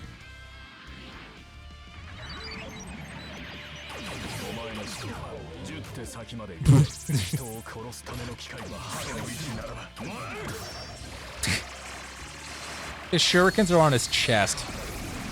It's kind of awesome in a weird sort of way. I will say the light scarf coming out of the back of the head is pretty cool. Oh yeah, giving it the fucking scarf aura thing. Yeah, that is kind of a neat detail, I'm not gonna lie. The Ultron Gundam. So these versions are Waltz specifically, so they're gonna have the Waltz version of all their suits. Yeah. So you are familiar with this, albeit briefly. Yeah, the vibes. Was this the one that was catapulted into the sun, or is this a different one? They pretended at the beginning of that movie like they were going to catapult all of theirs into the sun, because you can't have a pact of non-aggression if someone still has their big weapons. Listen, that didn't stop America or Russia from completely deleting their nuclear arsenals. That shouldn't stop these guys. Yeah, totally. But it and whatever its previous version is are just a knockoff of the much cooler Dragon Gundam. I built a model of that last year. Fuck you, Premium Bandai, for charging $40 on a high grade and then charging $15 for shipping and then charging like $6 for tax. Ew. Turning what should have been like a $25 high grade into a $60 high grade. Okay. You'll learn this as modeling comes up. Premium Bandai is the worst thing in the world. They charge twice what anything should cost, and then they jack the price up even more in shipping. You gotta go to Japan, that's like a $15 high grade at Tokyo base. I'm gonna shit.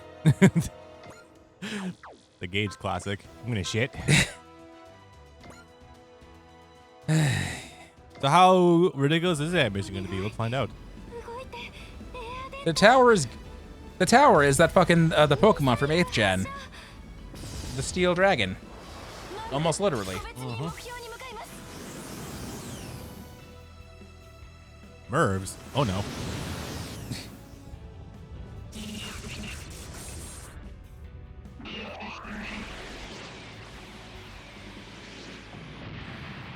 Okay, would have been awesome if it did dodge it though.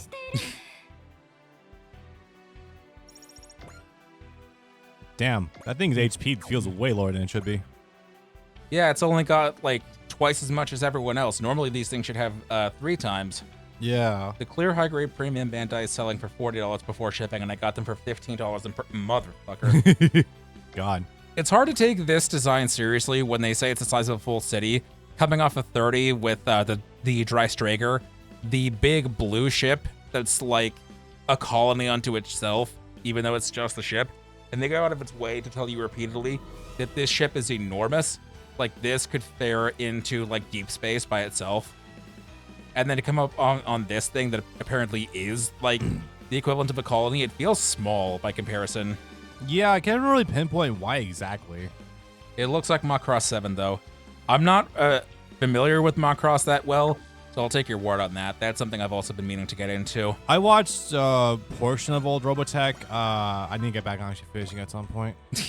And this is the part where I make... Does that name say in chat? I can't read that text color. This is the part where I probably make... hey, Bailey. Where I probably make John mad by saying I probably would watch Robotech first before watching the individual parts of Robotech. Super Dimension Fortress, Macross, Orgus, and Mospeada. The 3 shows that they combined to turn into a show that was just long enough to get into syndication. Yeah.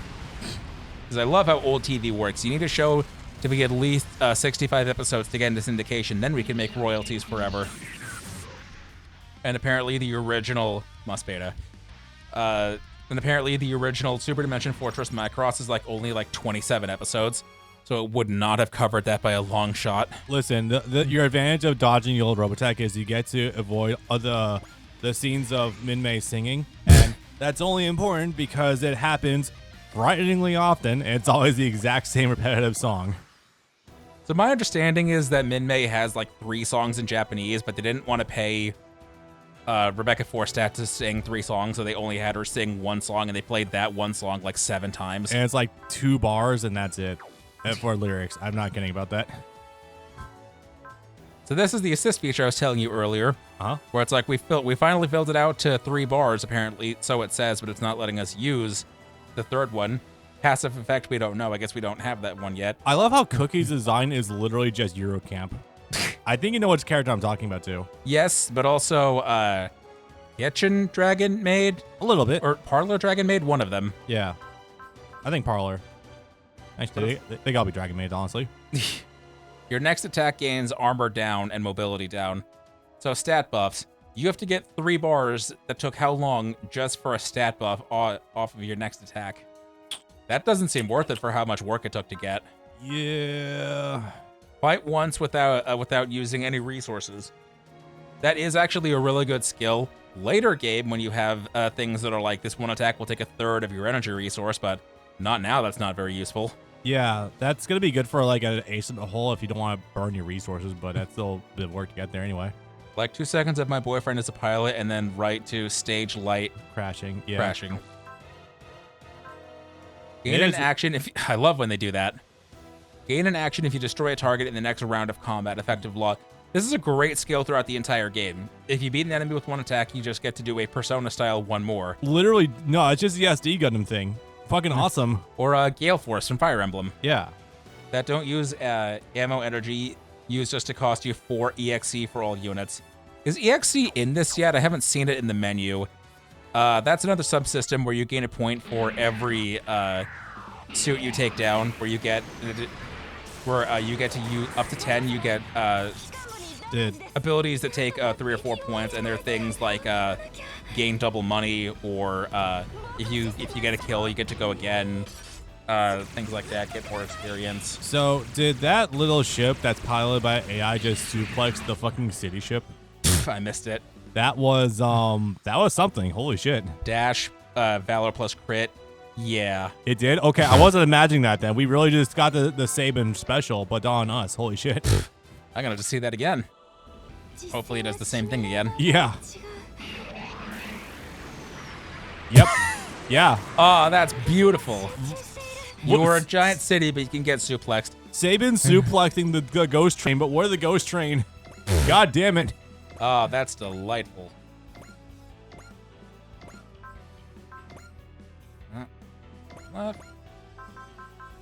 kind of peak, not gonna lie. Although it sucks how much damage it's doing to our ship now. I love these games for shit like that. Yeah, that was pretty good, not gonna lie. I have a question. Would you be interested in watching me stream playing SD Gundam on like Fridays or something like that? Because I still haven't fully completed Cross-Rays yet. I've been meaning to do so, but I have like 2 different save files and I haven't gone back to either one in a good while. I was gonna say, which one did you play it on? Mostly on the Switch. I did start a save file for Steam, but I didn't get far in that game because I streamed it one time and I haven't gone back to it yet. All right, I've got 1 vote from Bailey. Anyone else got any votes? I could. I'm not opposed to the idea. I'm down for it if you want to do that. I would say continue from the Switch. It just seems easier if you already have a file in progress. Yeah, in that case, I should probably nab the virtual card from you then for the Switch too. Yeah. Yeah, it's going to be doable, but that's going to be a little more tricky because that's on one of my sub accounts, which hopefully transferred over to your system. They should have all been there in the first place. I think they did. I think the only one that didn't transfer was Dahu's account, but I don't think I'm missing much from there. Yeah, that's fine. That's all right. I sort of seem messier to me than Robot Wars. Its learning curve isn't that bad. It has more systems, but they're more spread out, and you can ignore some of them. Yeah. Like equipping specific items or whatnot to your pilots as opposed to just to your MSs. Like 3 missions in with all of it showing to be honest. Yeah, no, I'm actually the exact same way with RPGs on the whole. Actually, that's actually a big weakness of mine. I try to tunnel vision and get better at certain things, but then they'll toss like 20 other fucking things at me to keep track of. Bye, Suzaku. The good thing about, however, is that Buckety bye, Wu-Fei. Is that you can actually just take it in piecemeal. They're just bonuses, really. That's why Gacha Game never pulls me in too many systems. Yeah, that's actually very understandable. Correct, which is why I refuse to play SD Gundam G Generation Eternal, the new mobile version of G Generation that just released a couple of months ago. Oh, good. I didn't realize there was a SD Gundam Gacha game now. Fuck that noise. Like, I played it during its pre-release beta, and I got so bored. Which got my 4 vaginas and Soletta Mercury and was done. That's a good cap off, I guess. Nice. Which campaign did you try to start in Cross-Rays? Because that actually makes a big difference. It does, yes. I would recommend not starting with original 00 because they overwhelm you. I don't recall, it's been a while. Because they really overwhelm you the most in 00. It's the hardest campaign, probably. And I maybe started Wing. Okay. Wing can overwhelm you with numbers or with how many grunts they throw at you at once, but it's not super complicated. There's a couple ways you can cheese the hell out of the game, and it can be easy, but it depends on the order you do it in. Like, it might seem weird considering everyone has the laminated armor, but starting IBO is actually kind of good because if you can get some good mechs out of IBO, you will have that laminate armor for every other series. And remember, they're all using beam weapons. The nano laminate armor, that means you take reduced damage from beam weaponry. Reduced damage, try basically no fucking damage. It's like 9% reduction. So I'm starting hearing Wing or IBO. Here's one other thing you want to do also. Invest in your starting mechs because the Phoenix Zero you can get is actually pretty good for the starting assortment you can get. Also, presumably, you played it at launch where they didn't give you the free update suits and the DLC. Yeah. The stuff you can get from those is super overpowered. But even without that, if you want to cheese the game, just say the game is over within the span of 3 hours. Start with the Awakening of the Trailblazer campaign. It's only 3 missions long, and just run the last mission, or even the first mission a couple of times until you acquire the mobile suits from just that stage. The 00 movie suits are so powerful, they steamroll the entire rest of the game. Or do what I do and always try to gun straight for even any version of the Barbados Lupus. Shit is crazy strong.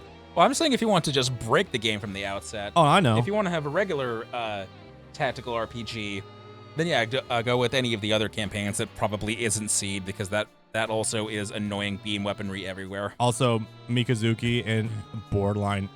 No, Mikazuki's probably the best unit in the game, actually. Which Barbato? Which version of the Rex?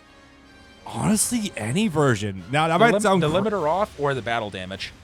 neither. So I'm gonna say this right Raise now. your flag. Even starting from like the 7th version of the Rex, the Barbados you get, you can just burn everything to the ground. He will dodge everything and can solo so many missions by himself. That is an interesting looking dude. That really is. He has circuits running down his face and neck. Hi, Dad. Hi, other dad. Wait a second. Run! These probably robots are our enemies. See, I was about to guess this is actually the kid's dad, but probably not if there's duplicates, unless she's got that many stepdads now. Any sets in a suit will do numbers. Correct.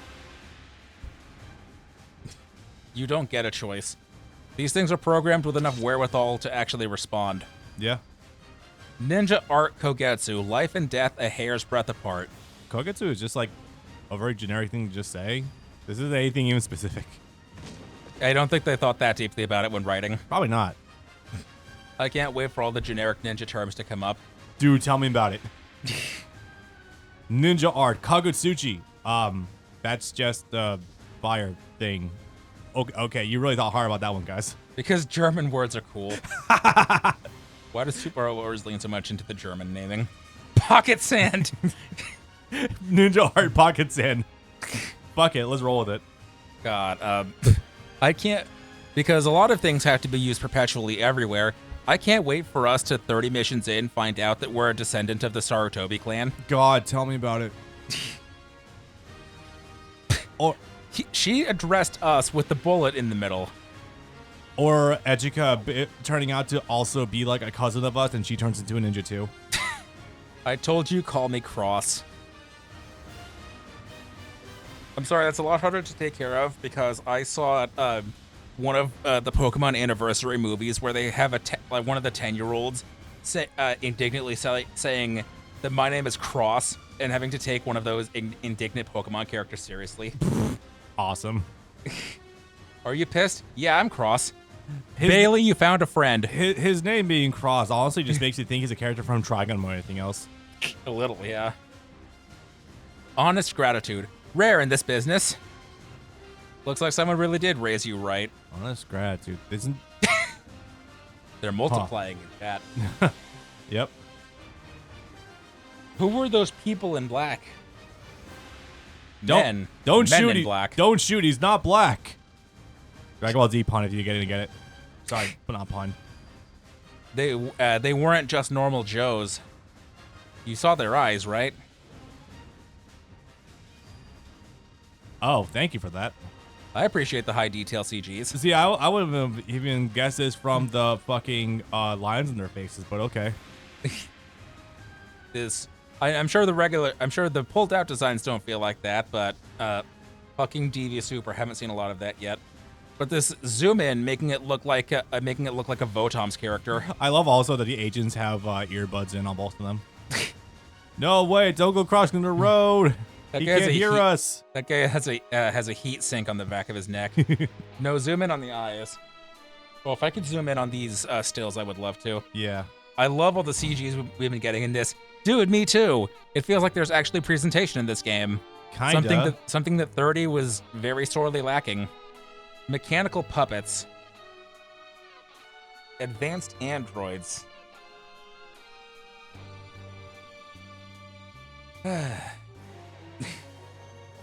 Anyway, we work for you now. She's the one with the fucking city base, so may as well. This is a big day for her. Big 1-4. I'm a member of Hayes. Okay, it's not Phase, so I'm glad about that. But also, this feels like we're not... This makes me a ninja. Why? Okay, there's probably a glossary ending for that. That's probably why it's fucking... Oh, no. 2 glossary entries! I'm sorry. I knew where you were going with that. We are not Phase Clan. I literally just made the joke. It's an acronym. I'm sure it is. Doesn't make it less funny. They originate from the various school of ninjas during Japan's warring state periods. What? Really? We are going to be a Sasuke. Okay. I'm not seeing it. New Infinity there Neuron it is. Japanese Assassin. Infinity Neurons? Can one of you in the chat please pull up what Gundam was an acronym for in Gundam Seed? The thing that shows up like once Oh, yeah, on the Strike's computer. Yeah, I remember that. New Infinity Neuron. This feels like somehow this could be labeled as autism, but that's beyond me right now. Either way, very funny. Hey, at least I tried a little bit, I guess. Space Whiz Kid. I thought you were supposed to be some kind of whiz kid. A ninja, the ancient Japanese espionage agent. I'm crumbling here, chat. I'm sorry, you're telling me that Snake is a ninja? Are they procure on site? Solid Snake tells that's one of the important plot points of Metal Gear Solid 1. General unilateral neuro link dispersive autonomic maneuver. I'm sorry, it breaks me. It breaks me every time. It's what a maneuver is a singular action, not a noun. What the fuck? General unilateral. We're not plugged into our brains with these. We haven't gotten to those characters yet. Those are the CPUs. I mean, the plants are kind of computers, but we're not there yet. It's like how ARMS stands for something in Wild Arms. Probably. Yeah. Yes. Yes and no. It's all caps an acronym. Thanks for clarifying that for us, person who is not able to read the text. I'm sorry. It's all cap, no cap, all cap. Every game they chose a different acronym for ARM. Oh God. Ninjas for the modern day. I think it could be a classical ninja in the modern sense anyway. But yeah, no. Snake is Solid Snake is Japanese. That's one of the plot points. Is fake Master Miller isn't supposed to know we're Japanese because we never told him that. I sense the blood of the East running through your veins. Thank you, Raven. But see, if it was actually Master Miller, he would probably be able to identify someone Japanese. He's Japanese. True. If it were him, unfortunately, the Master Miller in that case was British. God, I wish I knew why they called him McDonald Miller. Seriously? In Metal Gear Solid 1, yeah, and only that one, he's Master McDonald Miller. Like, I understand that he doesn't like being Japanese, but at least up through Phantom Pain, they still call him Kazuhira. Yeah. Probably to escape any sort of ties to Big Boss from back then, I guess. Well, because hiding it from someone I'll be guarding would be a pain in the butt, right? You're pardoned. I'm here to guard you as requested by your father, Tetsuro Yagami. Oh no, he is autistic. Read his last name backward. I'm not even kidding you. That is why. Fuck. That is why some character names in Digimon Adventure are censored. It's just like when you rearrange the letters in Super Mario Galaxy, you are Mr. Gay. No, but that's actually literal. The main character's Japanese name is Taichi Yagami, and they didn't want any like 8-year-olds to read that backwards as I am gay because the year was 1999. Oh my God. So they're like, all right, well, we're leaving the setting Japanese. They are still Japanese, and they live in a Japanese district of Tokyo. So we're just gonna replace it with a different Japanese name. Your name is Tai Kamiya. Okay. Like, no, we're still Japanese. We're not 4kidsing it. We just can't. Haim Saban in the year 1999 says kids can't be gay. But we're still not full 4kidsing it. We need to make that distinction. It's just the funniest bit of homophobic overreach I've heard in like the last month. It's so good. So like Yagami, huh? Yeah, right? Which makes me a birthday present from your dad to you. Stop that. I thought my father passed away in a research accident. Yeah, we know how these stories go. To be clear, we signed this contract 5 years ago. Before he died. He wasn't a consenting adult back then. He was 16 when that happened. Because our man is 21. A job is a job.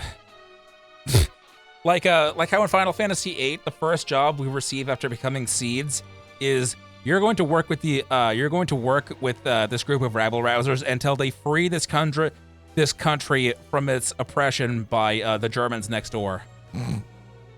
Okay.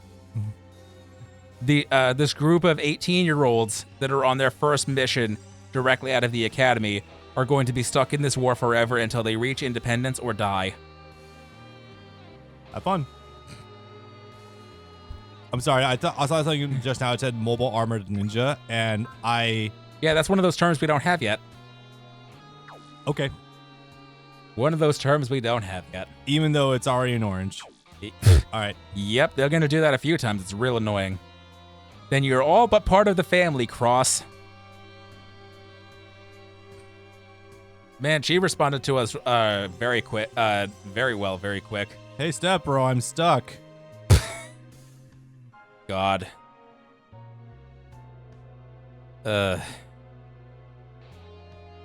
Anyway, we've got some shit to do. Yep. Hi.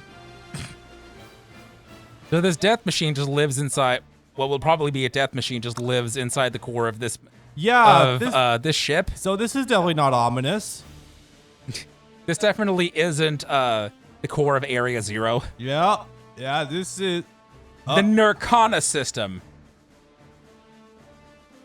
Oh boy. All right. Okay. And that's not a highlighted term in orange yet. Oh, all right. Perpetual energy thingamajig.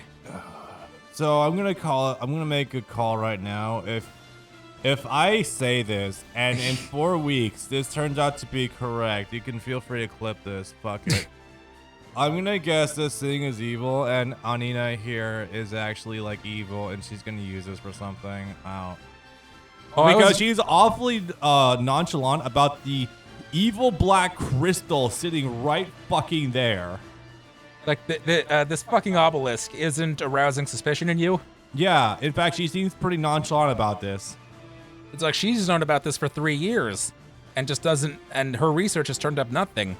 So because it's the promised day, now I turn my research over to you, and now it's your problem to figure out what this is. And in fact, I'm already guessing that either she's gonna be possessed or already is replaced by like some alien thing, and she's probably gonna be some sort of gimp bondage suit with those. And you just know that with her body right now, it's gonna be interesting to look at. Almost certainly. Look, I'm just saying, I'm gonna keep this in the back pocket.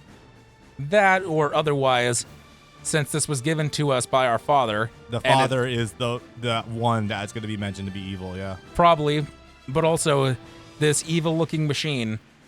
We're totally not at some point going to stick the girl in the machine, and that's going to be the battery, and it's going to kill her or something. Yeah. And also, Anina seems way too... No, I'm sorry. She's not going to turn into, what's-her-face, the human interface from Outlaw Star. Oh, yeah. Where she was part of the ship. Yeah.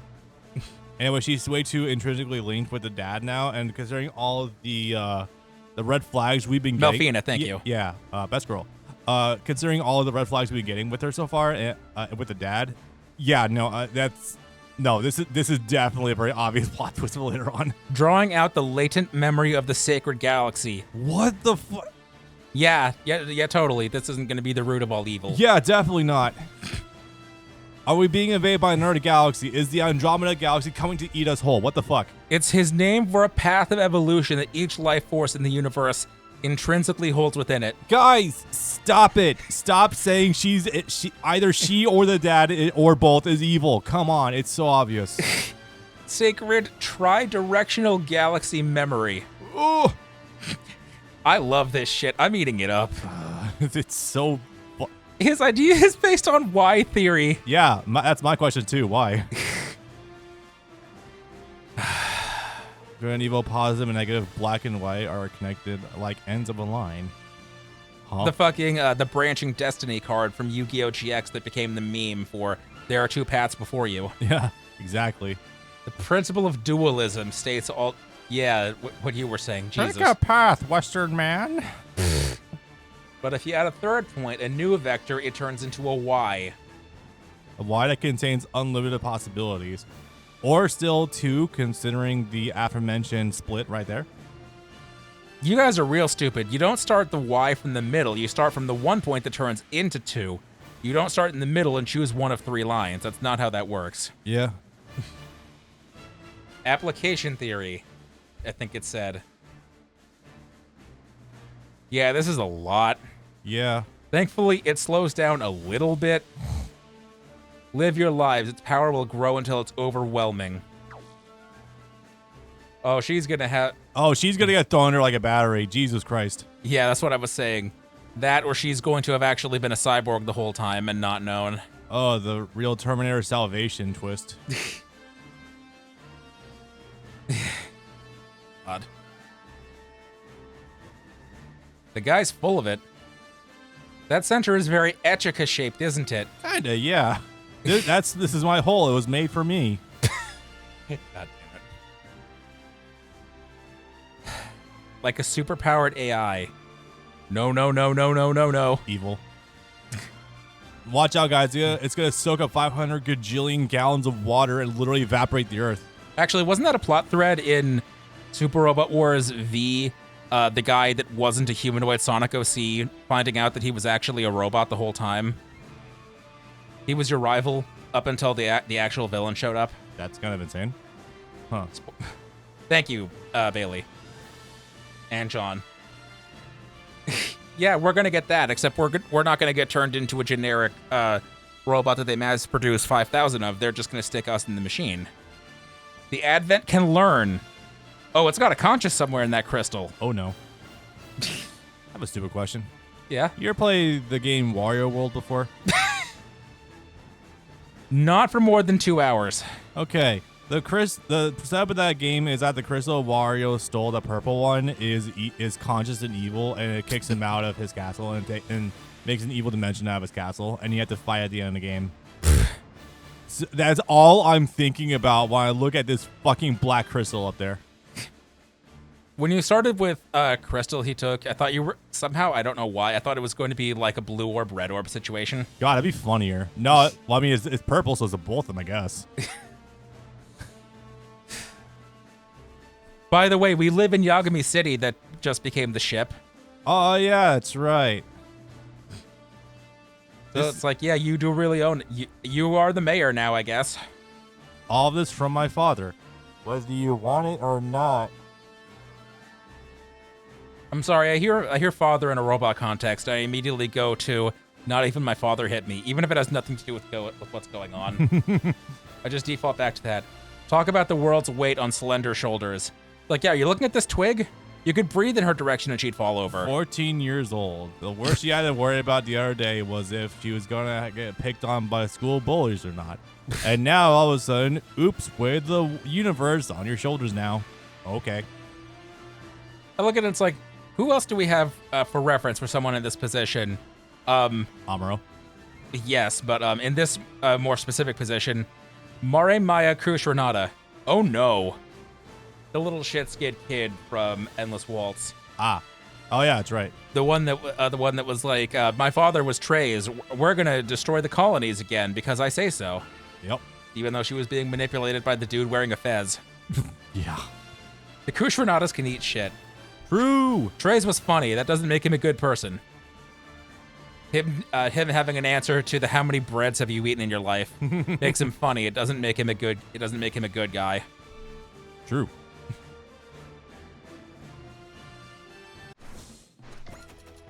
That was the result screen for mission 1. Holy hell. They will get faster. There's not nearly as much dialogue after that first one. If I can say to you a little bit, knowing that we're probably 2 hours into this. No. Let me check that, actually. We are, in fact... All right. 1 hour, 54 minutes. Mari Maya Cruz Renata Gundam Wing. Thank you. Oh, yeah, hilarious. I was going to say Camille B. Dawn. He didn't want to be in the war or in the Zeta Gundam, and he was forced into... No? He very decidedly... he specifically wanted to fuck over one person in particular. It kind of snowballed from there. He stole the Mark II, and then later on, he built the Zeta himself. True. All right, we got menus.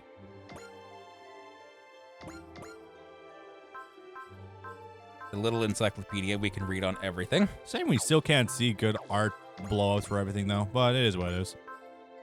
That's where you got to go into the game files and pull out the individual vectors. Wait, I don't think these Mazinger characters even really came up at all in the last mission. Is which one? Oh, no. No, yeah.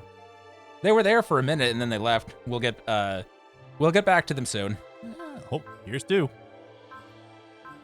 Like, yeah, his outfit, the Zero outfit and especially helmet look different in the Resurrection movie, and I don't like how it looks there.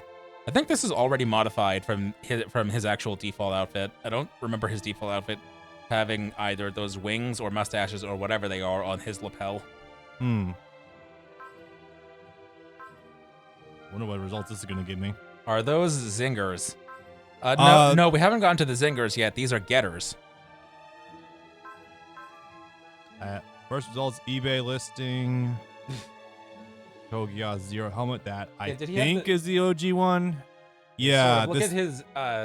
Look at the actual outfit though in that picture. Does he have the little mustaches on his lapels? No. Actually, no, he does. I think so. No, those are blank.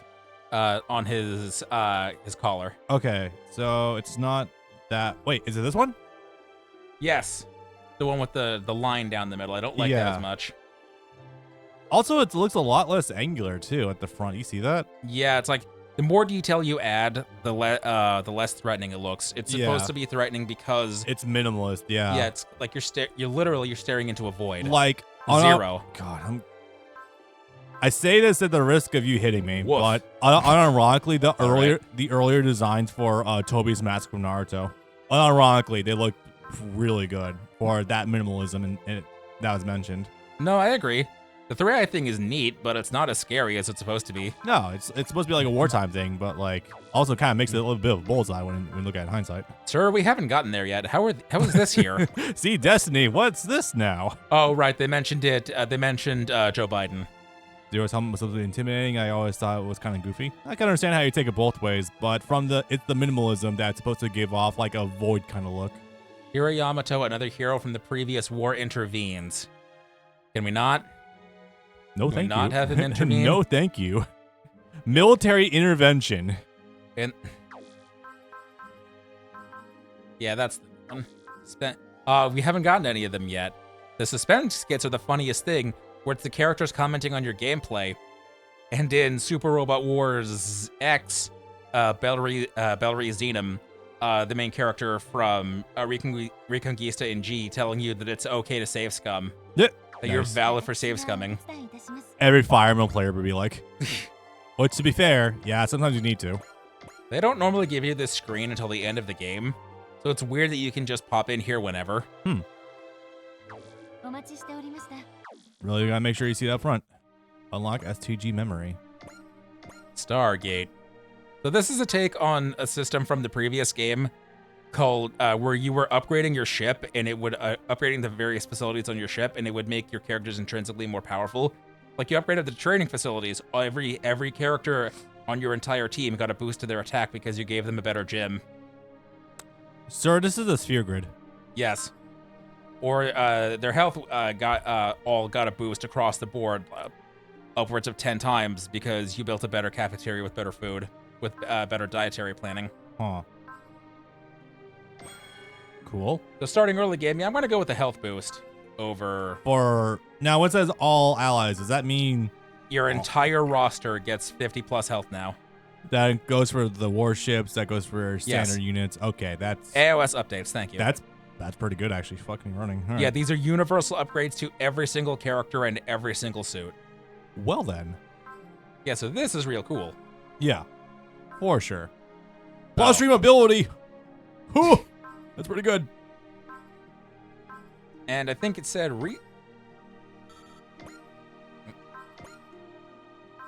I don't know what the button is, but it said reset. I think that means you can actually refund certain upgrades and buy other ones if you wanted. That's good. I like shit like that where you don't accidentally pigeonhole yourself into something mediocre. Upgrade next. Okay. How granular can we get today? Oh, that's actually pretty good. This is how it usually is is you just have a stat screen that you can put money into to upgrade a certain amounts of stats. Armor, mobility, sight, weapons. Okay, this is pretty straightforward. I was maybe I am so used to SD Gundam with how granular you can go with everything, but this is really straightforward. I like this. Yeah, that game gives you a spread of like 8 stats you can apply into, and this only gives you 6, and that's all you need. Yeah. Sight is accuracy, mobility is evasion. And weapons is probably damage, yeah? Yes. Okay. I mean, nice, but also calculate into cost for weapon usage, but that's also pretty good too. Weapon always costs more than every other upgrade because that's your damage. But also, when doing it on a ship, it's all of your upgrades are way more on ships than they are on regular suits, as you would imagine. Yeah, because much more funding needed for those upgrades and whatnot. Although, considering they're your carriers, I imagine HP bumps for them would scale a lot higher too. Yeah, like that. Yeah, 400 got a right there. 400 point upgrade as opposed to this one, which is only 250. Yeah. Okay, cool. Let's start with something simple. +1 or +2? We have a total of 10,400 points. That's 4,000 points into one weapon upgrade. Why not one for this and then one for the nightmare frame we have? I think 30 was 10 bars that unlocked to 15. No, 30 was a nightmare because in each of these games you typically have upgrades of up to 10 points in each stat, which is good. That's fine. That's playing the long game for like the 10 or 15 that you actually will be running the entire game. 30 had it so that everything upgraded out to 20, and the cost per upgrade after 10 becomes exponential, not additive. It's not an extra couple hundred per upgrade, it's an extra couple thousand per individual point of upgrade. Ouch. Yeah, it's no wonder that game had 180 missions that you could do. Question for you. Is there any Robot Wars games where the DLC added at the start of a game also gives you a fuckload of money? So that way you can just juice up all of your mechs from the word go? All of the recent ones give you a money boost at the start.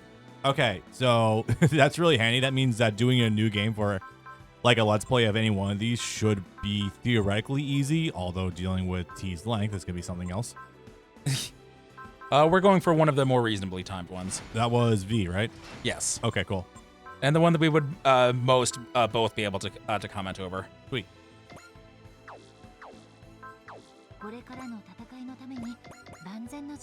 You get parts that are just little upgrades you can equip to characters. They're just individual little buffs. Some of them are usable items. Some of them are just passive buffs, like a booster. Be able to move one more square. Immediately a really good bump, especially for early game, because that shit scales pretty hard. Yeah. Train pilots. All right. Money boosting? Pilot skills. These are things that you have a shop that you can buy out of. Right now, we only have in our shop guard program. At 130 morale, take 10% less damage.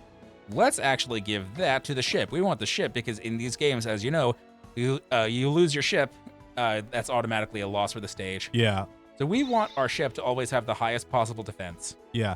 Bailey knows what's going on. Yeah, movement can really be a crux for winning or losing a lot of games. So we don't have these yet. Option parts are things that are actually from individual suits that you can choose to upgrade or not, to equip or not for stat variances, like full armor upgrades versus regular versions. Your full armor Unicorn Gundam will have much higher stats but much lower speed because it's carrying two gasoline silos. And it has to account for that weight, but it's much faster, or it has a much slower radius of movement, but its stats are much higher. Damn. So it's like trade-off. Do you want to have a greater range, or do you want to have greater power? Yeah. Okay. So you're literally making a build of some sort. That's really cool. Yeah. There's usually like 1 or 2 options per suit.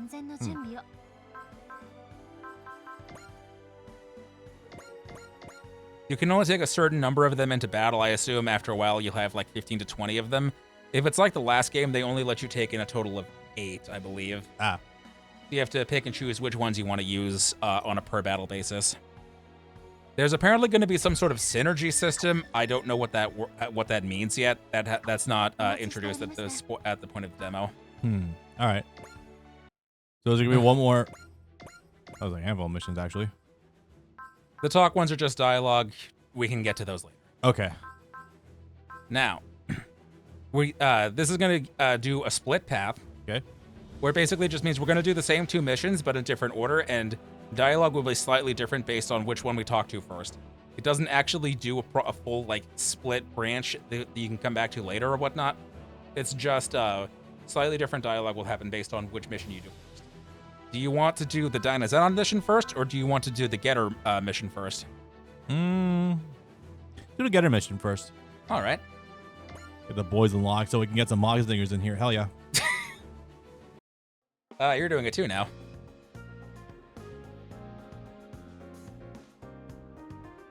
I'm just saying, I know that some of the more advanced Mozinger mechs in the other games are fucking busted as shit, so that's why I am aware of these things. Yes, but you called a Getter a Mozinger. I don't know. Getter Robo is different from Mozinger. I don't blame you, though. They're from the same era. I legit thought they were the same thing. Let's get her to it. Thanks, Bailey. SSSS Grid Boy is pretty fun. Yeah, no, I was saying this in chat and earlier when we saw Gamma for the... it's a Gamma or Goma? I haven't seen it yet. Gauma. From the few interactions I've seen of that character thus far in this game, I like that idiot a lot, and I can't wait to see what he does.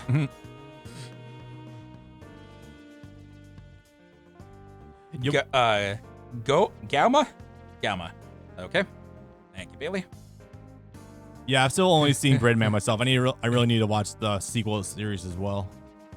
So we're fitting in... Dude, Gridman is really good. I was really skeptical, and it turns out it's pretty good. Yeah, it's a really good level editor to a lot of different mecha series.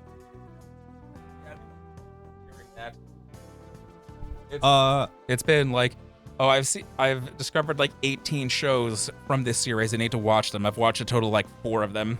So it's not really a sequel to Gridman directly. It's more like a parallel to it, I guess you could say. I think it's called Dynazen off the top of my head. Dynazenon. Yeah, it's got different characters, different location, but I think it's relatively the same idea. Don't go calling me a hero of justice or anything. That's not really me. No, I'm trying to be cool. I'm trying to be Sasuke. I'm not trying to be Naruto. We're trying to be chaotic good, not lawful good. Thank you, guys.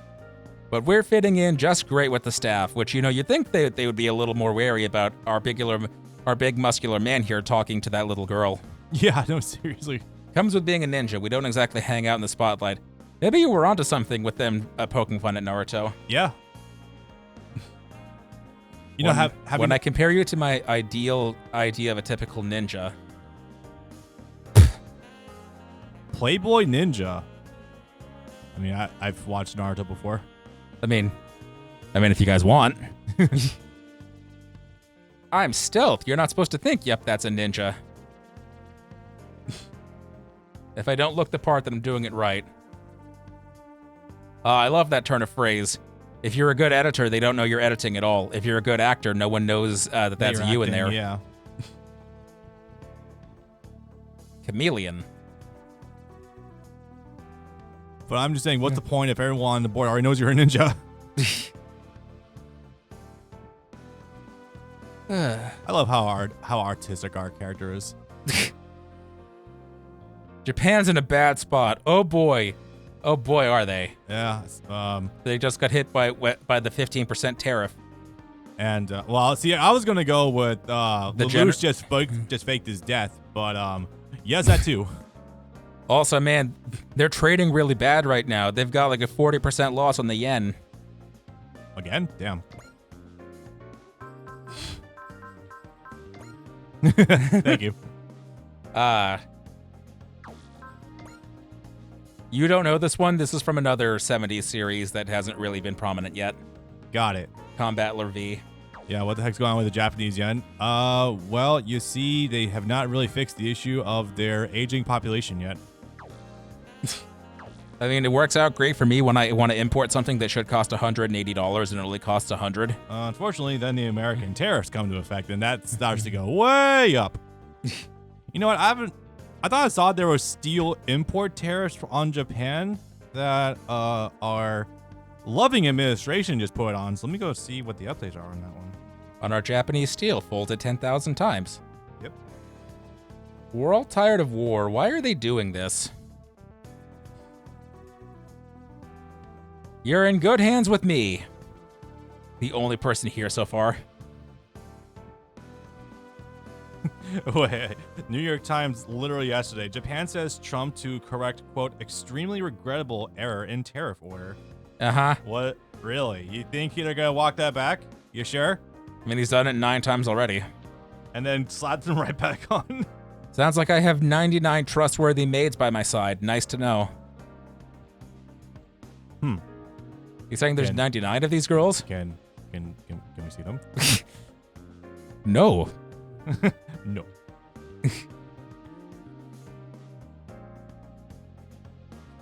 We're armed for stealth and weapons for every situation. High-speed action ninja. That's not really the idea, but sure, I guess. Bloomberg, 2 days ago, U.S. to end Japan tariff stacking and cut car levy, trade official says. I have some doubts about that one. Yeah, I think you're going to have some problems with that. Americans like Japanese cars. Yeah. I look forward to tasty meals. But also, Elon isn't sticking to Trump like a sore thumb anymore, so I imagine there's less incentive to push the Tesla super fucking hard. So who knows? What shit was he doing this week? I heard he was doing some stupid shit this week. I didn't catch it. Which one? Rat. He gave $15 million to Trump after he already said earlier that he was in the Epstein list. Of course. Yep. Oh, yeah. Let me just give money to the actual PDF file that I have said and implied to as such. Good stuff. Well, at least monetarily, he's still slightly working in my interest. I gotta keep that going at least. This will cost me $15 million, but on the back end, it'll save me $150 million. Really just trying to dodge any sort of cuts to his government subsidiaries, since that's where a grand majority of his wealth comes from right now. Hey, Jackass, did you ever build that tunnel under Vegas you said you were gonna do 15 years ago? One more lane, guys. I swear, that's going to fix the traffic problem. You heard the story, right? Yes. Yes, I know about the loop. I don't remember. Shuttle loop, whatever the fuck. I don't give a shit. It's like, hey, yeah, in 2012, we're actually going to start a plan to build a high-speed rail network across America, and because China's doing the same thing, and they managed to build like 27,000 miles or whatever in like 10 years, and they actually have a pretty great train system going. And then he made a proposition and said, no, do my thing instead, where we're just going to build subways. And then he literally made it later on. Yeah, that was just to literally block it. That was literally just to block trains. And it's like, yeah, good luck fucking building a subway network through in-ground states that have mountains all over the fucking place. Yep. He could be a snake in the grass. I think that you can literally apply it to everyone. I'm a gay city. The generics. You gotta hate them. They look terrible. The first thing that comes to mind for me is hentai protagonists, but their hair is not literally in their eyes. Oh god, she's got completely soulless eyes. Look at that. Jesus, woman, what have you seen? Hentai from 2004 specifically. Yeah, yeah, a little bit. It's a very, very specific aesthetic. If you know, you know. Yeah, I know. Pretty gross. Across the board, even. Yeah. This blank, soulless eyes and faces, though. Jesus. Like, can't we have them smiling? Can't, like, brighten their eyes up a little bit? And this kid with too much soul in his eyes. Yeah, no kidding. I mean, that's a better design, but still. She's not quite MILF in the same way that Rika's mom was, but I'll take it. Yeah. She's all right. Is it a listed term for Earth? By all means, tell me more. Damn it. Tell me more about this Earth thing that I've never heard about before. First, it was trashed by alien invasions, and then we rebuilt from that. It was lizard people, monsters, demons, and invaders from other dimensions. Bro, this is just a regular Alex Jones podcast. When you put it in perspective, what's one little town floating in the air? I gotta give it to her. She's got her head on straight. Yeah. It's like, this isn't really that different from everything else going on. You just gotta take it in stride, I guess. Yep. Just like that. You lived through the Revolutionary War. Thank you. Yeah. Well, when you live through 5 wars in a year, honestly, you get kind of numb to this shit. Whomst? Her hobby is photography. Good for you. Neat. Oh, there she is. I've seen this character before. That's one of the actual characters, I think from, yeah, Dyna Zenon. These are all Zenon characters. Yeah. Which actually, I clicked the Getter mission, I'm fairly certain. Yeah. I guess some cutscenes do happen in order, though. Yeah. He has a habit of setting up meetings with boys only to leave them hanging. You do you, Queen. When she was in elementary school, she lost her sister. Ouch. These seem like disconnected events, but okay, I guess. She carries an Ankh puzzle. That's on one of her other outfits, I think. Now, when does Yami Yuki come out? You know, it's funny because I think Yuma here is supposed to be like the main love interest for Dyna Zenon, even though there's another character in that same show that's like pretty good design. Yeah. You might know. Yeah. Yeah. I believe so. I heard you asked another boy to meet you and then ditched him. Oh, what's your damage? I mean, I know what your damage is, but again, this seems unrelated because that was something that happened when you were a child and you're a parent. Oh, there it is. There's her Ankh. Yep. Oh, it's been there the entire time. It wasn't in the profile portrait. I think it was. Oh. Oh, well, it's there in her hand, but it's lowered here. Huh. Okay. This is the kind. I know you say this a lot, but this is the kind of damage that requires a lot of therapy. And unfortunately, does Japan believe in therapy? Recently. Good. Not a decade plus ago. Probably not. Sudoku Forest. I mean, yeah. I mean, ignoring the you can get worked to death printed on your death certificate. Ignoring that part. Yeah. You saw it how people with any sort of problems that make them in any way different from the average person are treated, thanks to movies like Silent Voice. Yeah. Yeah. I am aware. How they're ostracized rather than taken care of. Yep. Terrorist attacks, flying cities, and life just goes on. True. Okay, but how does this affect me and my 9 to 5? Do I have to do anything? Are you conscripting me? No? Is the city mostly intact? Okay, whatever. You do your war thing. Just do whatever. Yo, John, what the fuck? Is that real? Did you know in Japan, if you jump in front of a train, your family needs to pay for damages, including compensating making people late? I believe that, but I haven't heard that before. That sounds real enough. That sounds uncomfortably real, actually. Jesus Christ. I'm gonna... Damn, we're getting dark now. I've heard this before. I've never looked into it directly, but I've heard it secondhand. Apparently in Arizona, if you try to off yourself and you fail, you can actually be tried for assault against yourself. I've heard about this. I've never looked into it directly, but that's from what I understand. I think I've heard of this too. Primarily, I just know that you can be arrested for committing suicide, or not put in a mental hospital or what have you, or put in therapy. Arrested, yeah, as in regular prison for attempting suicide. Yeah, that's what I understand too, because it qualifies as a violence against yourself, which is great. Yeah, that's totally gonna impede someone. Yeah. Dude, not the impeding part. The fucking part that someone's going through this kind of stuff, and yeah, let's throw them in prison for it. No, but it's like that's supposed to be a deterrent. I don't think that's gonna stop anyone. I don't think it's a deterrent. I think it's a loophole. You having a bad time? Go to jail. Anyway, mental health is very important, guys. Yeah, totally. Anyway, mental health is very important, ladies and gentlemen. Be sure to absolutely take care of yourself, and to be absolutely sure to take mental rest days. Since the train thing came up, it's very funny. You probably missed it, but recent meme of 2 weeks ago, that Persona 5 mobile game came out, and one of the first villains of that story is a man that pushes people onto train tracks, and it became a meme. Meme as Subway Slammer. Thank you. Meme as in it reached the trending tab on Twitter. Yeah. Oh, it was all over the place. People making edits and doing stuff. You can even Google Subway Slammer, and you'll see you'll see adult man that is pissed off about his own terrible life, and football tackles people onto train tracks. It's like a month ago. Close enough. Okay.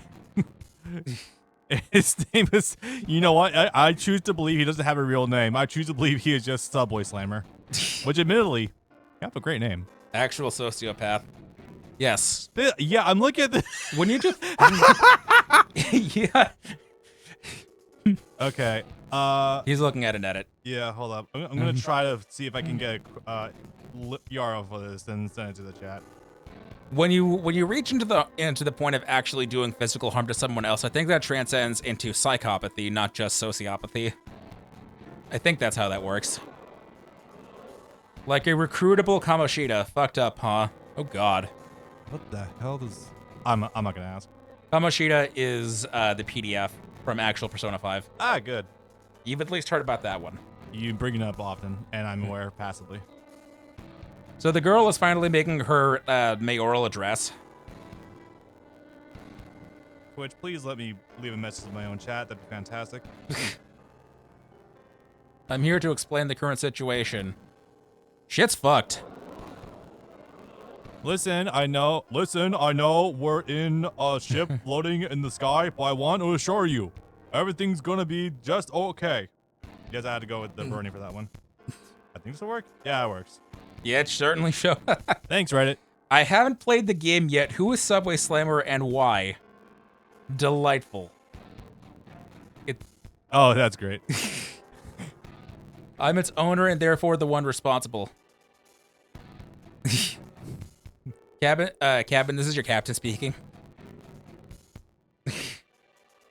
Folks, this is your captain speaking. We're about to be attacked by a kaiju and a few aliens behind them. That's one way to slam a subway, yeah, right? Missed. The Japanese government has contacted me and demanded that the Advent be surrendered into their custody. I'm sure. Or what are they gonna do about it? We are no longer attached to the nation of Japan physically. We left a big crater in the ground to prove it. I'm a sovereign citizen. I believe in sovereign citizens' rights. That means you can't arrest me. Outer heaven. Sovereign citizen, if you don't know, is the second form of the Tea Party movement. It's also a conspiracy theory, and unfortunately, someone I know is a sovereign citizen believer, and it's... Oh, God. Yeah, I know. I don't talk to them. I'm not really their friend, but I know someone connected to Taylor's family that, yeah, it subscribes to that. What year was this? 2 years ago. Oh, my God. Yeah, someone's believing conspiracy theories that recently. So, you know. Hell yeah, Pizzagate. Right? Anyway, I'm going to safeguard you and your property. One of my favorite guilty YouTube pleasures. Fucking awesome, dude. To safeguard my personal assets and to promote the Commonweal. She's going to say that term a lot throughout the entire demo until I actually Googled it, because she said it like 7 times. I thought that was just a placeholder.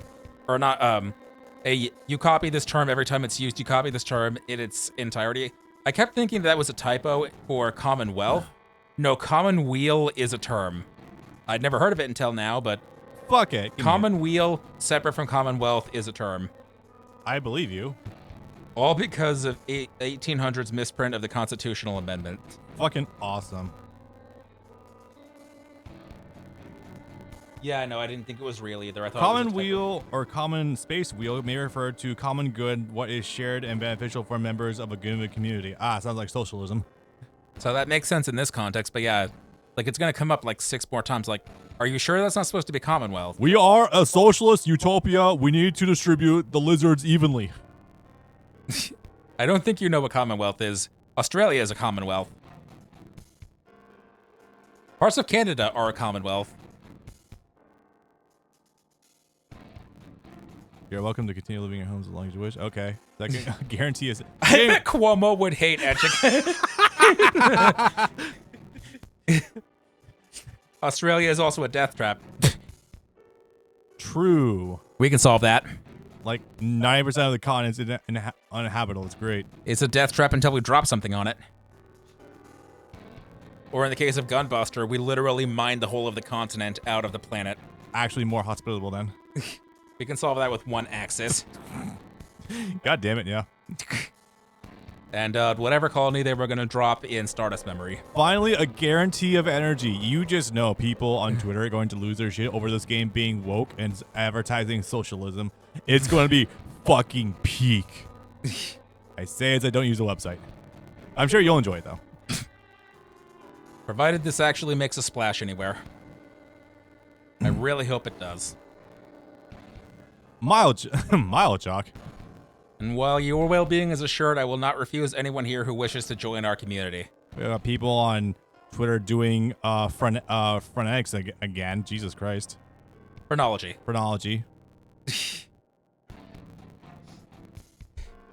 There's a joke about that in The Simpsons where Mr. Burns, the 104-year-old man, tries to do phrenology on his assistant by saying that he has a small brain pan or something. And then the assistant responds, phrenology was disregarded as quackery 130 years ago. Before you were even born, 104-year-old man. Awesome. Damn fly. We'll be soliciting feedback from our residents. Soliciting? Wait, what? That's not the right word to use for that. Please bear with any minor discomforts until then. You're going to harass your residents for feedback. Why? So anyone can come or go. Fine with me so long as she keeps those 3 guarantees.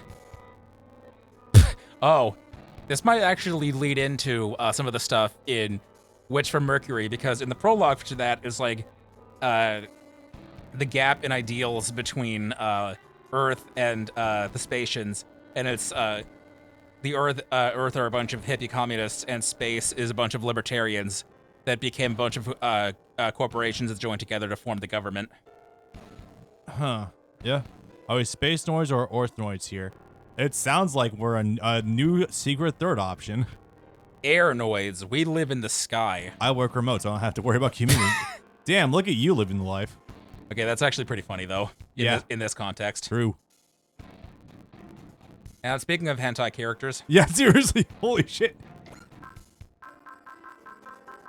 You see what I meant about this glossary getting pretty big. Oh, yeah. Koimi's got an entry here now.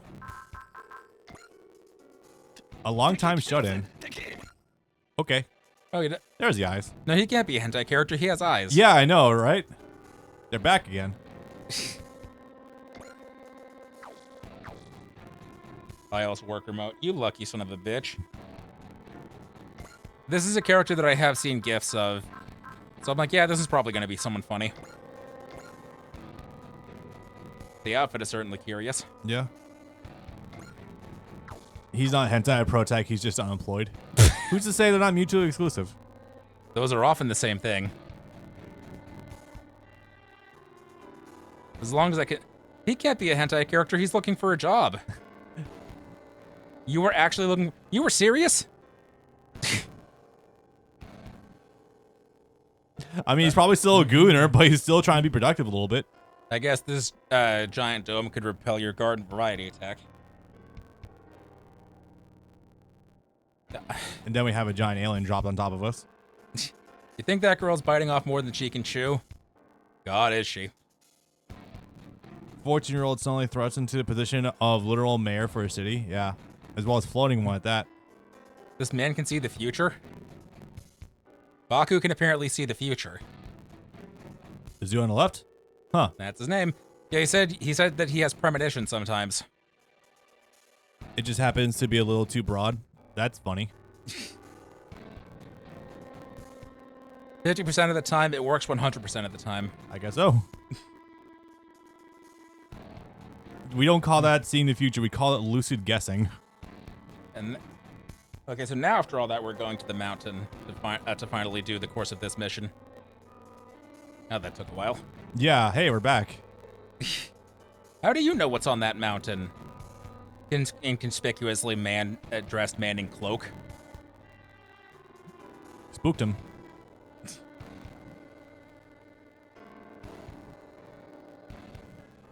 Can you be more specific than those scumbags? That could be a lot of people in question, to be fair. Do you have... Stay frosty? Oh no, he's Canadian. You poor man. I don't envy you being Canadian. This is no ordinary thug.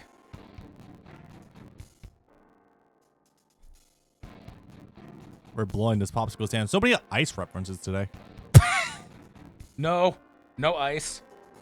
No Dean Cain from Superman joining ICE. Fuck. God damn it. I wasn't even thinking about that. You heard about that, yeah? Yeah, I think you showed me that the other day. Oh, wait, no. I saw someone else covering that. No, this was announced like yesterday morning. One of the old Superman actors joined ICE to save America from their worst. Oh, good. It was an older one. I thought it was a current one. I was going to shit myself. No, it is not the man playing socialist Superman in the movie that is in theaters right now. Yeah. It's one of the ones from the 2000s. Oh, shit. Was it Superman Returns? I couldn't tell you specifically. It might be, actually. Fuck. That was my first Superman movie.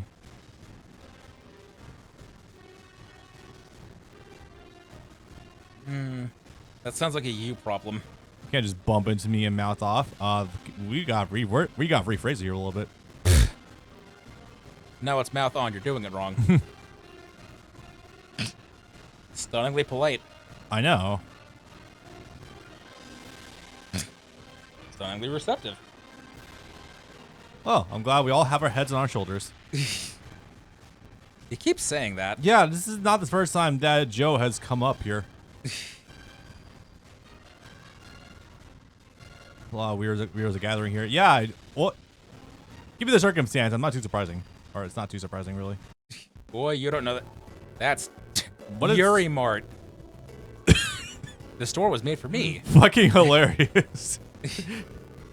What is that logo, though? Why is it polka dot? Oh, it's also a Y. I thought it was a 7 at first. I thought it was like a stylized 7. You think this is on purpose? Yes. That's why Suletta's here. Ah. The gay representation is back, folks.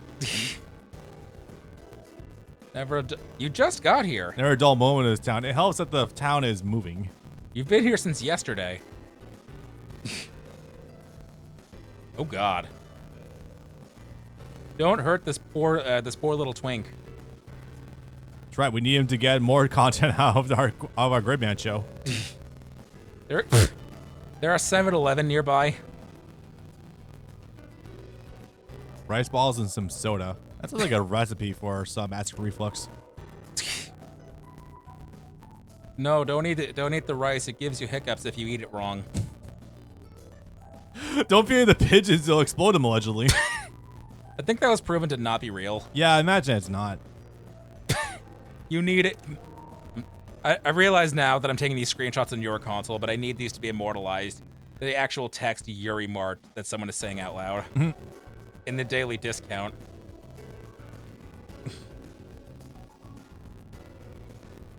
Is this a play on some existing convenience store? I can't imagine it is. Cape? Probably. Were you about to say Kmart? I was about to say Kmart. Is it not a convenience store?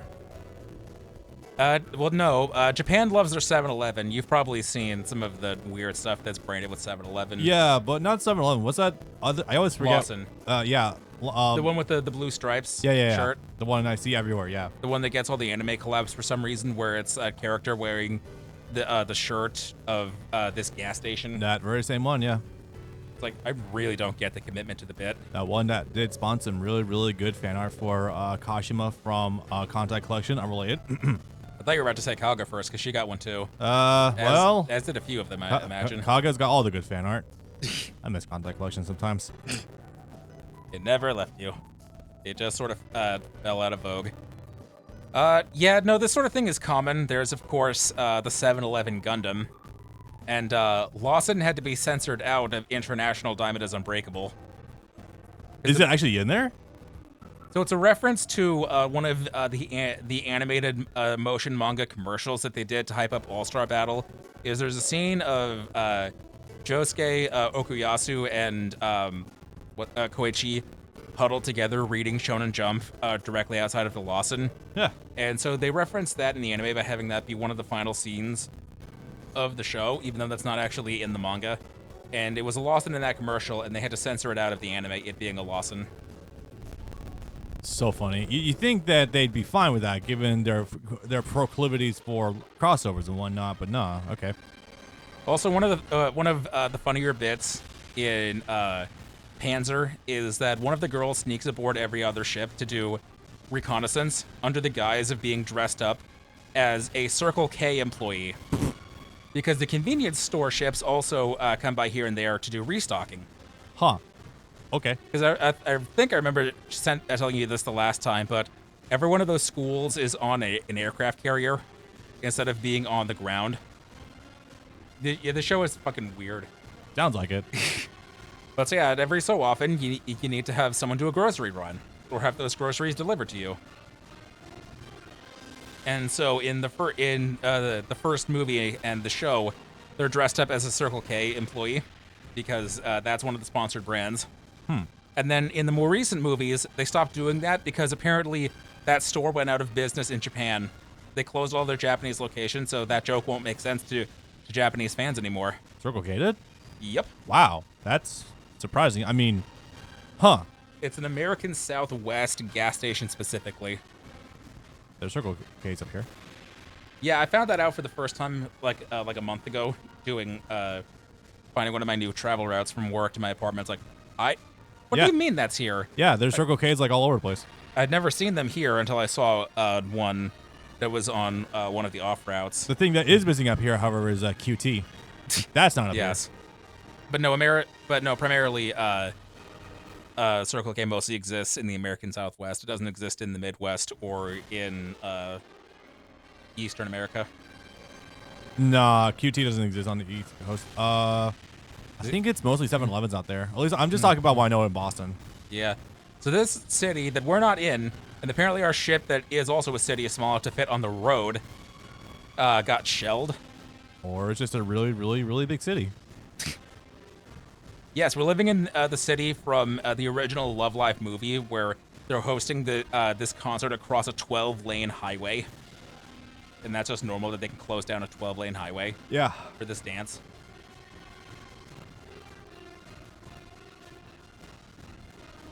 So how are we doing this out of order? Because this doesn't make sense for them to already be here. Yeah. Based on the... No, I'm talking about the Getter boys. How are we doing the Getter mission if they're already there? Because we explicitly need to go and talk to someone else first to receive... Wait. Fuck, no, that happened. Never mind, I'm out of it. That happens later. But event order is changed, though. I'm also going to tell you right now, we're almost on 3 hours of recording right now. If it helps, there's only one more stage, I believe. This has been going on for a bit, though. Yeah, I didn't think it would be this bad. And it's, like I said, it didn't go this bad when I was doing it myself. When I fell asleep in the middle, had to stop to make dinner, went to the bathroom multiple times, and had to do something else. It didn't feel like it took this long. So this tripped me up the first time because, as I understand it, or so I've been told, every iteration of Getter Robo is somehow a sequel to the last in an ongoing story. And I'm like, how the fuck old is this, is what I at first thought without reading the text. How the fuck old is Dr. Saotome, and how many times has he died? And it's like, looks down. What the fuck do you mean this is Hayato? How the fuck old is he? Oh. Okay, then. Yeah, this is one of the pilots of every other Getter. He's supposed to normally be a guy like in his 20s. Yeah. No, I recognize him. He's a guy from the prior stuff. Yeah. Wow. 70s design and a 70s design. Not much you can do about that. I guess he aged gracefully, quote unquote, even though he's got a lot of silver on his head and none on his beard. Really gave him that slouch, I guess.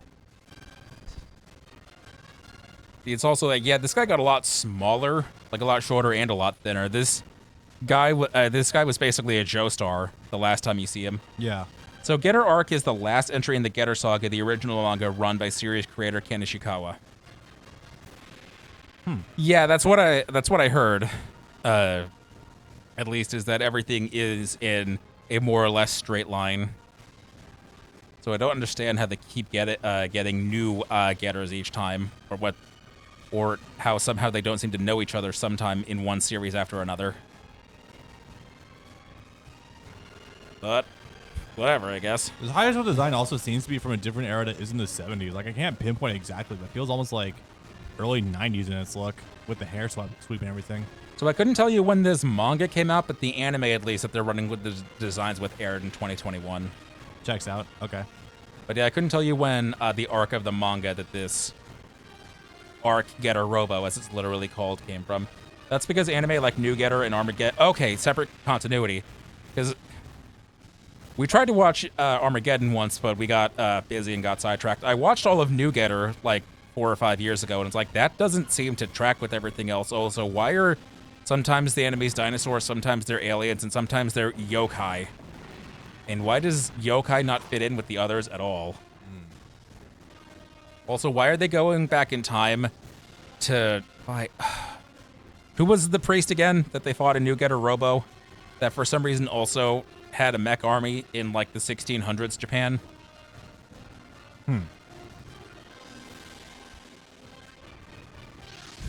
Also, apparently there are Getter grunts now because we just took command of one of them. Okay. Like, man, this really is the foremost future of this series, apparently. Nice scarf. Nice scarf. Yeah, thank you. Probably not as comparable to the one Hayato used to wear, but it's still pretty decent. They won't be sending the final legacy. What? I don't know, but that seems like a sure charge terms. Okay.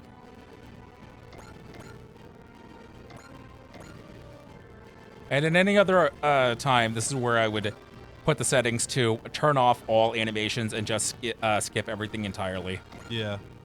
To try to make this go faster, but no, they don't let me do that quite yet.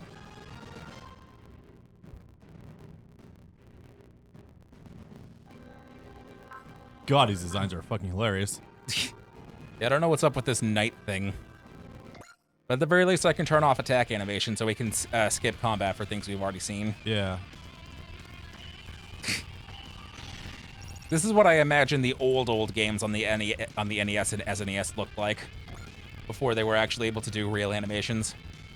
It's an interesting thought process. I wonder when they started implementing attack animations in general, because this series goes way back. At least as far as I've seen the PS1, possibly late SNES. I think I've seen animations for the Super Famicom one, but I'm not totally sure about that. Probably. But yeah, no, I've seen some grand old pixel art attacks from the PS1 game that I really want to play. It's one of the ones that features Gundam X. PS1 animation started getting actually animated. That makes sense. So it's just presentation quality just going up in general. Got it. Skip the technobabble. Sure. SNES is more like two PNGs smacking into each other. Ah, Fire Emblem indeed.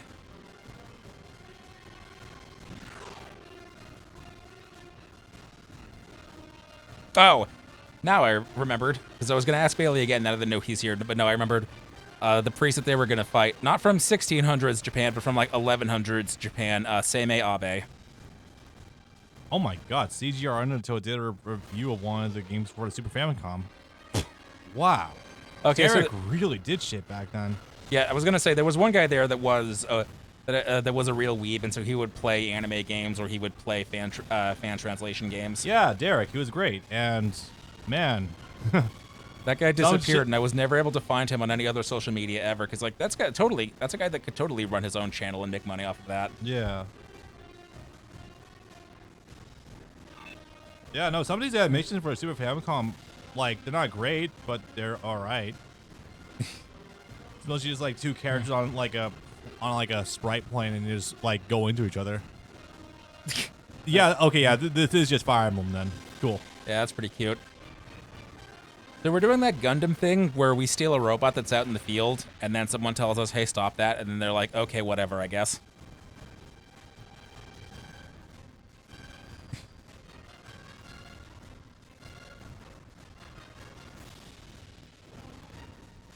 Bailey, does Hayato ever learn to chill the fuck out and stop being pissed all the time? To stop Sasukeing?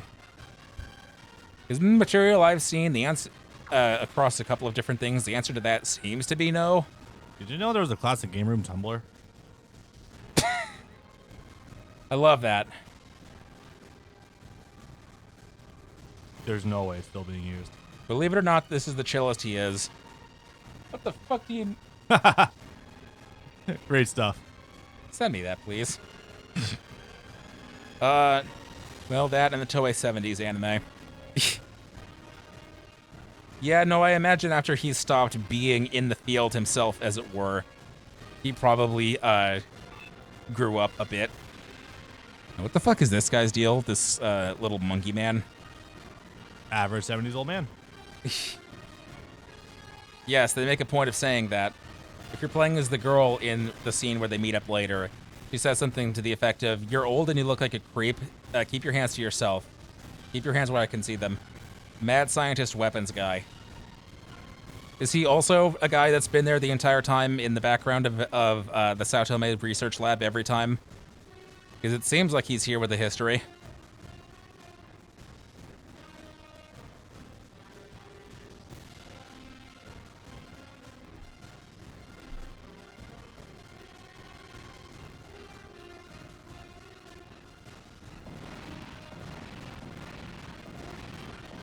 We're doing pretty good with a grunt suit, just in the manga continuity.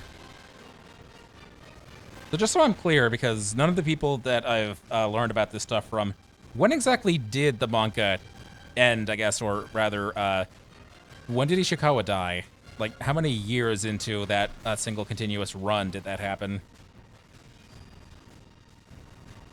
Because as I've told you before, at least I think I have, the way it was put to me, it was told to me, was the creator of Getter died at the most crucial moment of all in the manga. It would be like if Miura died immediately after the eclipse, and nothing else, and you never got anything afterwards.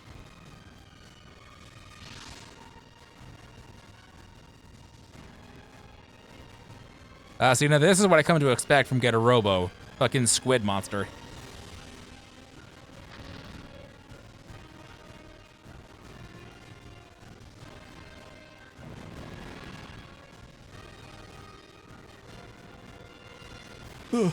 I'm still alive. I was just reading. I was gonna ask what your research was about. Where Derek from Classic Game Room ended up. And it kind of saw some other links to where they may have also gone from other Classic Game Room shows, but nah, links are dead. So I don't know. I'll look into that more later, I guess, if I'm bored enough. He sadly passed in 2006, and with that, the manga went into indefinite hiatus.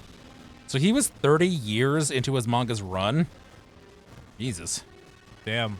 Yeah, that's the story of the mangaka, I guess. Genuinely unfortunate whenever you see a mangaka die before they're able to see their work finished, or you know, just the state of mangaka being subjected to at any given point in time as well. Yeah. Which that reminds me, actually, it's been said numerous times, and unfortunately, it's not true. In that Toriyama's final work will have been on Daima, and then he went out with a real bang. And Daima's cool, and that's all true, except for the last thing that he will technically have worked on to release is Dragon Quest XII, because they announced that in like 2021 or 2022, and that still hasn't come out yet. And at the time of his death, 3 years at least into that game's production, they would have at least finished character design. So that will have actually been the last thing released that he worked on. I thought you were about to tell me he died 3 years ago. I was gonna be like, no fucking way that's the case. No, that was last year. Yeah. But they announced the game in 2021, which means they were probably working on it for like 2 years at least before then. So 3 or 4 years prior to his death, yeah, that would have been the last thing that he worked on to release. Yeah. Anyway, we got after getting screwed out of our grunt suit, we got plugged into a real getter. Woo. And getters continue to be the most insane-looking thing you've ever seen. Is this the one with the mouth on the front? From the cover of the game? If it's from this game, then yes, probably. Okay, because... Wait, no, that might be the Saint Getter thing that we saw in that trailer. Maybe, because... The thing that looked like it was the size of a mountain. Not that one. It's called the Arc Getter. Yeah. I think.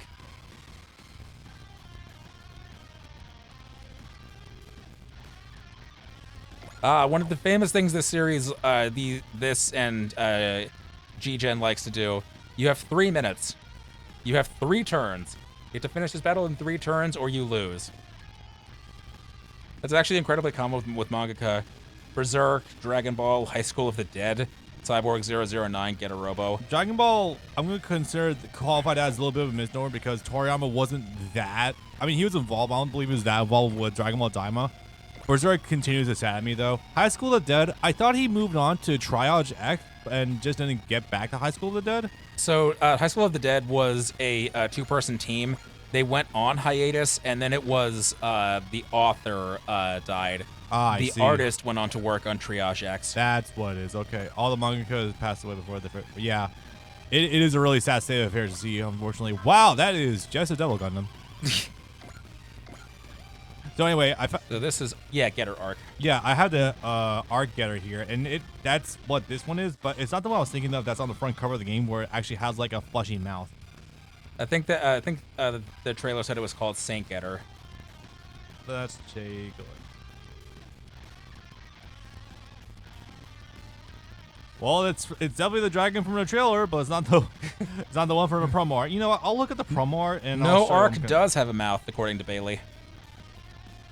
So it? that might be a special attack or something. It might not be there natively. But speaking of, yeah, look at this thing. Oh, it's got eyes. Yeah, I saw it from the end of the trailer earlier. It has like this demonic mouth from like the promo art. Which is really weird for a mech, but, well, I know. But did you end up reading the continuation Berserk, or did you just leave it be? No, I'm still reading the manga. I'm maybe an episode, chapter or two behind right now, but it is still continuing. How regular is that release? Every month or two, actually. Oh, they actually do have it on a regular schedule? Yeah. So, do you know what the full story is? Yeah, his assistants and some of his best friends continued with their notes. Yeah. So, to put it a little bit more into perspective from what I understand, Miura basically told another mangaka who he was really good friends with, like, his entire notes for the story for Berserk. Literally just told him. And him in collaboration with the two assistants he was training to replicate his style, they're continuing it from there. Okay. Yeah. That makes sense. Yeah, that's... I've heard some people have mixed reception to it. I think mostly out of principle, not necessarily out of quality. Yeah, no, it's understandable. I have slightly... I guess the way I would describe it is it went from moving too slow to moving too fast. Really? Like, they're really, like, accelerating things in Berserk world. That being said, that we haven't got a lot of resolution to some stuff that's currently happening, but we are fast-tracking for sure. Which is cool, but yeah, I do worry that at this point the story is being told just for being told, even though I have said before, I will literally take seeing the end of Berserk if it means everything's drawn with fucking stick figures. Ah, the Hunter x Hunter approach. I mean, honestly, some stories are just so fucking good. I just want to see how they continue, and I don't mind art mistakes. I do give the JJK manga shit for like cutting a lot of corners and being indecipherable sometimes. Ah, yes, the modern first draft sketch approach to manga ever since Attack on Titan started. Ugh. You know, honestly, considering the shit that publishers put their manga through, I don't even fault them, really. I don't. I guess not. It's probably unfortunate, then, that one of the only events I've heard of happening in New Berserk is the now fully conscious Casca getting kidnapped again. Yeah, is one of the first thing that happens. Yeah, it is. I'm sure that was probably going to happen, but that's not a great way to restart your story, as it were. I won't say restart because there was still one chapter that Miura was working on that was almost complete by the time of his passing. And it was like the groundwork for that basically to happen. Okay. So no, it's not complete. It's not out of nowhere. It does look like this was going to happen regardless. All right. And with any hope, that means that we were already approaching the end game anyway. How long has she been lucid? Our time, I think 2 years. Okay. No, I'm gonna go 3 years at least. Chad, correct me if I'm wrong. I feel like it's been 3 years since that chapter released. So it's not a case of this happened immediately after she woke up. No. She's had some time to be herself again. Yeah. Okay. And there's also Okay, that's better than what I was fearing. Yeah. Because I'm hearing this secondhand, and that's never reliable for something especially as complex as Berserk. Nope. No, there's nuance there. Even though the Berserk fandom is a reactive son of a bitch at the best of times. Yeah. Yep. I'll just say there are unfortunately a big enough tent and prominent enough. There are more than a few freaks in the community. I will say that. So they'll spread shit around very quickly. Gotcha. On the more general note of death of the author, so to call it, Super went on hiatus. Did that continue? I don't remember if it did or didn't. I haven't heard much from Toyotaro afterwards, and I don't remember if they were going to have him keep being the steward of Dragon Ball or not. That seems like that would... There are unresolved threads as yet in the Super manga. I'd like to be able to tell you. I haven't read it. I haven't kept reading it recently, unfortunately.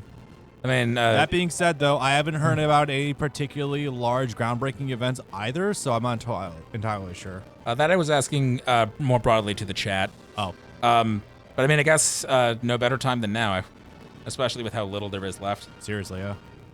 Or rather, how little there is. How slow it's moving right now, yeah. That and, yeah. But on a not unrelated note, did you hear about Multiverse? No? Was there developments for Dragon Ball Multiverse recently? I mean, for starters, it never stopped. It was still getting like the 3 pages a month every month. I didn't know that. Holy shit. Yeah, it was still getting the 3 pages a month every month for the last checks notes. 17 years. Ugh. And the actual tournament finally finished, and apparently it was the most unsatisfying thing in the world, and people are clowning on the whole of that story now more than ever. Ah. Which I see. It is the funniest thing you will have ever read. I need you to actually read it, not just watch lewd Twitter artists motion manga about it. Yeah, shame he lost all of his assets when his computer died. Yeah, that looked neat, but no, it really is too fucking funny.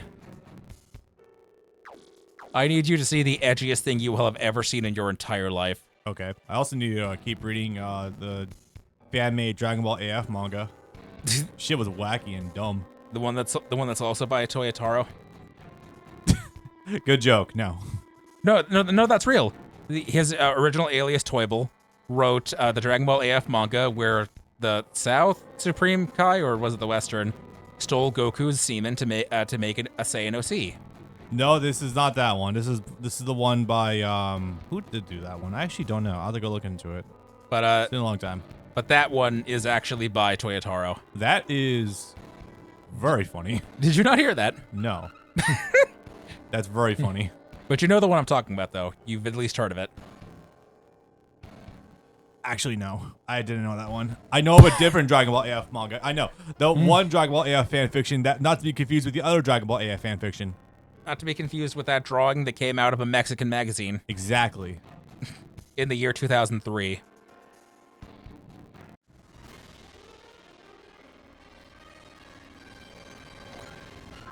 Hello, sir. Alien Man. Yeah. Dude's not one from... Literally DL. I mean, I was going to say... Fuck, now I see the muscles. Yeah, he basically is. Okay, no, he's not one of the dudes from Space Battleship Yamato, even though he literally looks like the aliens from there. No, this is a different guy. You're going to see something that looks similar to those later on. Yeah. In the main game, not in this. Due to his Saurian blood. Wait, hold up. This dude's from fucking Lord of the Rings. That's awesome. That's incredible. It's fucking peak, man. Oh my god. Anyway, you're going to racist at him for being an alien. It's just set in stone. That's just how things are going to be. You mean the characters in question here? That's just how everyone is going to be. Why aren't you racisting at me for being an alien? Ah. Why? Everyone else I've ever met is doing that. Why aren't you?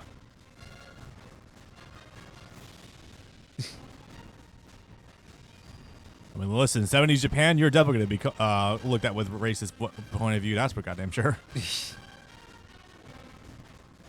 Actually, wait. Now that I'm putting the pieces that Bailey said together, this might be 2000s. This was apparently the final arc of the manga that got put on hiatus when the mangaka died in 2006. Well, so this might be 2003 Japan. I don't know if I trust your average Japanese person to not be racist to some capacity in 2003 Japan, if I'm being honest here. They still sometimes do Gongoro. Ah, yeah. So, like, I don't know that I ever trust Japan to not be racist in some capacity.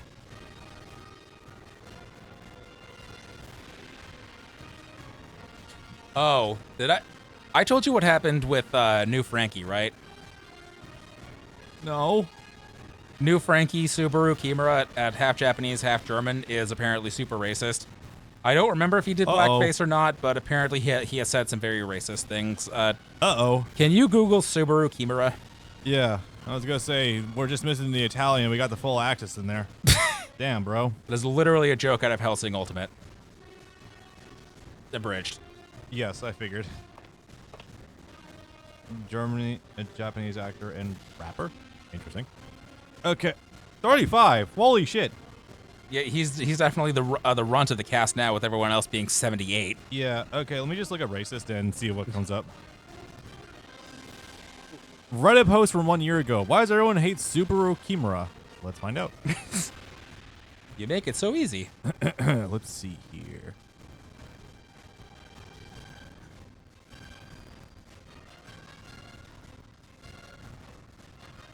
Ah. So his Reddit post is definitely trying to normalize something. I have no problem with him. His acting in Revis is really good in my standard. Honestly, blackface is not a thing in Japanese culture or German culture. For them, it is a costume and nothing more. It is a bit too much to require everyone obey the same rules as America does. I fucking hate you, dude. Oh my god. Okay, so I was right. Yep. I didn't think I would get it on frame 1. You got frame 1. See, initially everyone's problem was just that he doesn't, not even that he doesn't stack to Kazuki Yao. He's just boring. He just doesn't do Frankie any justice, which is why they should have stuck with Wataru Takagi, who did it for the Fishman Island bit. Also, blackface is a thing in Germany. Are you fucking kidding me, guys? Did you Are not you fucking mental? All right, do you not know what happened in the 1930s, 1940s? Are you sure about that? They definitely know. There were German troops stationed in Africa. It was called the African Front. This is a great post. The only thing I gain from this post is that people can excuse racism as long as it's from their favorite actor. God, I feel that in my fucking soul, dude. Jesus. He's right. He's right, you know. God.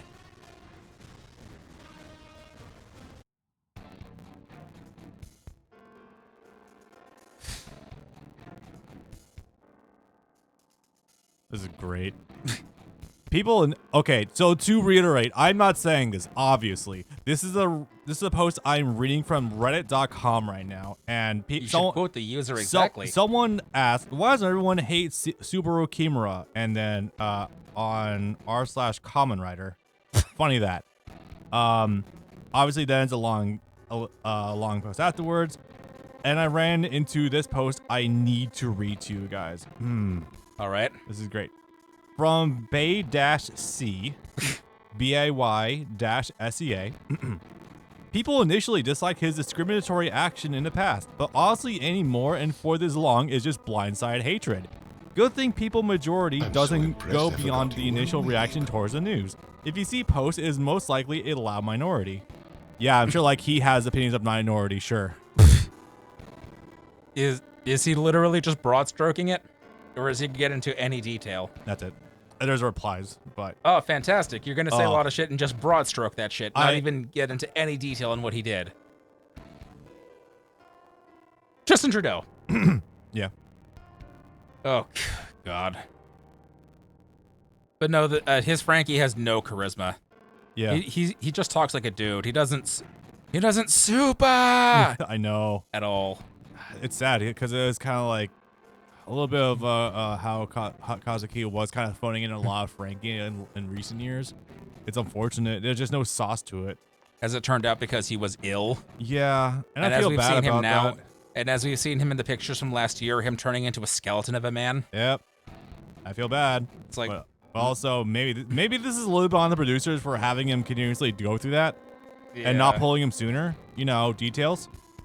Yeah, they definitely should have stuck with Watcher Takii, who knows how to be gruff and knows how to be really fun and extreme. Let me also just say right now, I am a believer in restorative justice. If actions you perform in the present are good enough, I think that we can turn a blind eye to things you've done in the past. But if you haven't acknowledged it or even like address it or try to do things to make amends for shit you've done in the past, I just fucking hate you. I agree on both counts. Thank you. It's like, you are the sum of your actions, your cumulative actions. If you've done what can be considered redeemative steps, then yes, that should be taken into effect. Yeah. That should be taken into account. I've done things in my past I'm not happy about at all in the present, but I still try to live my life every day as a better person than I was yesterday. Precisely. Anyway, where we at? So we got back from the battle with drones from the Getter series, and we met up with Hayato, who is now Dr. Mentor Man. He was old war buddies, as it were, with our father, and now he's going to help us by giving us the newest proper Getter, and we're basically doing field research for him in return. We get to fight and resolve our own issues, and he gets combat data. So everything's win-win. Guess so. Also, as an aside, he's going to find out who killed our mom. Oh, all right. Like, yeah, we'll do that on the side while we're doing our engineering research. Yeah, all right. 2 steps into hell. Man, I haven't seen that band in a long time. Sorry. You're not getting out of this war.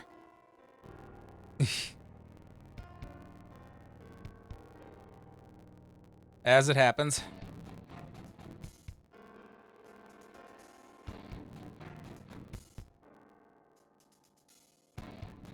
Don't you just love it when your big bad is just some seemingly faceless entity from beyond?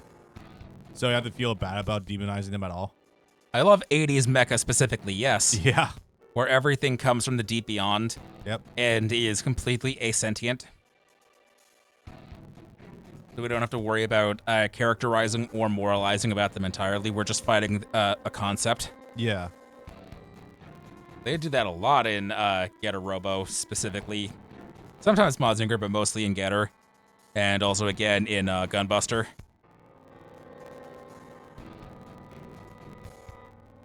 Specifically targeting Getter. Huh. Getter Rays will fuck your shit up. You really gotta get back on Armageddon at some point. Goddamn. Yeah, we do. It's considered the bestest one, or the favoritist one. It's the most hypest one. It was good, the bit we saw. I like the casual mention The of, Dinosaur Empire. Apparently, that's the enemies they fought in the very first 70s Getter anime. It was they were fighting dinosaurs, not aliens, and not yokai. So I'm like, excuse me? I mean, I guess everything needs a starting point, but dinosaur seems weird. I mean, at least I'm glad the creator isn't a creationist. Plus, you know, every boy from the 70s and 80s is going to be hugely obsessed with dinosaurs anyway, so fair enough. Hard to find a good hard to find many devout Christians in Japan. Yeah, true. You've heard Anno's story, right? The only thing I know immediately is that all the Christian symbolism in Neon Genesis was just because, quote, he thinks they looked cool. Literally, yes, it's just meant to be exotic to the Japanese audience because there's not really much in the way of a Christian following or, in Japan. So it's going to be a foreign concept to most people. So you can use that in place of, as they more typically are, aliens. I didn't think it's very funny. So it's like, oh, we're writing this in the 90s. We're still at a point where 98% of anime doesn't get translated in any capacity, so it doesn't matter. He's literally said, if we knew that it was going to get so popular in Japan, I would not have written this story to be about Christianity. Don't you just love that? When something you create you don't think is going to take off, takes off for no fucking reason. A victim of his own success. I know. And that's all. That also leads into the I hate my fans thing. Oh, it's yeah, like, that too. It's like, oh, man, you guys are stupid. Yeah. You really are reading into nothing.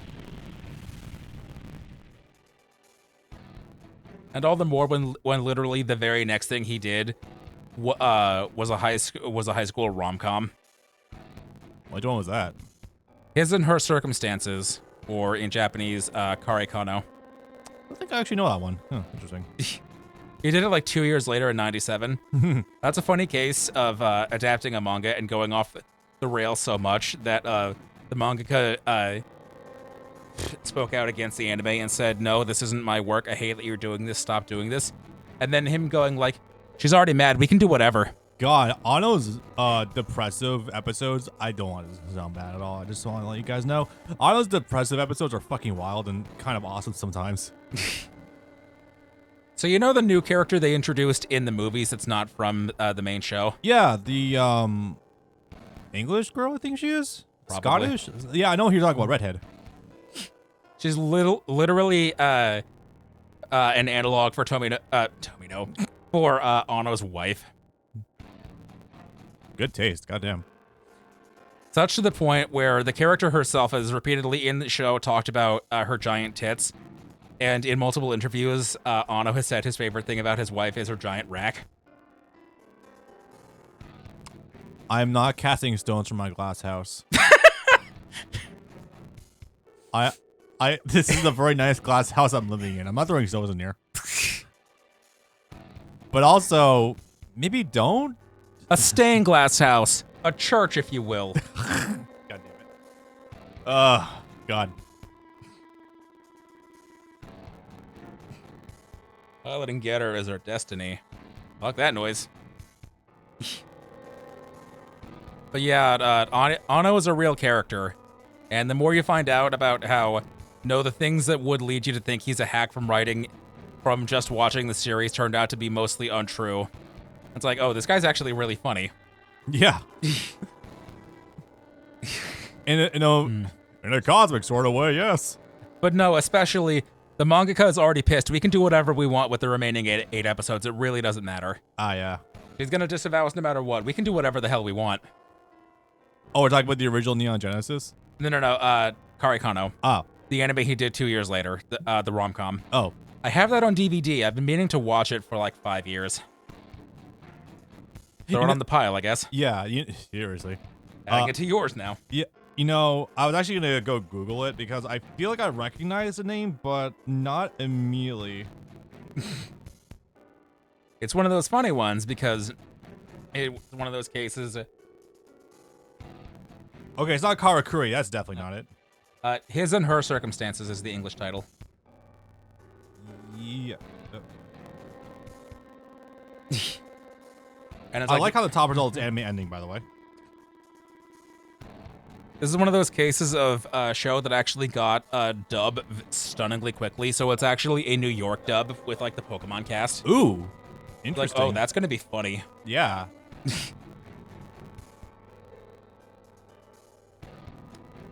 And now, why is the ending one of the top results? Because Ano still has visual Ano flourishes, and apparently he did that for this show. Oh boy. What is going on here?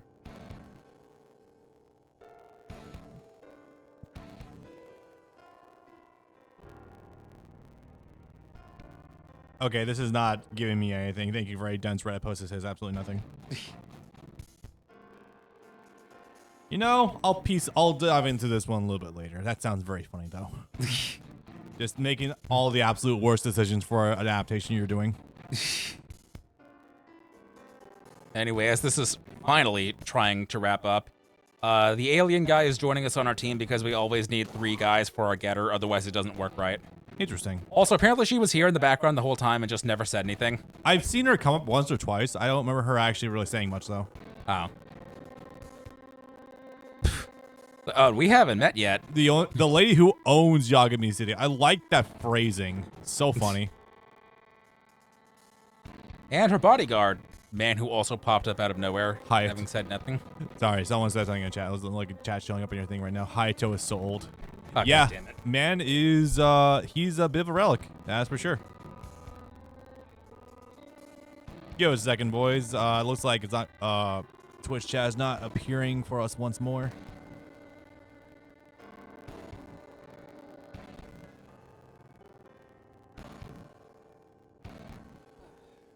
Hopefully opening, closing it did it. Let me take a look at that. Let me test it really fast. The Weirdo Ninja. Takes one to know one. Not compared to not to be confused with the normal ninja we have on our team.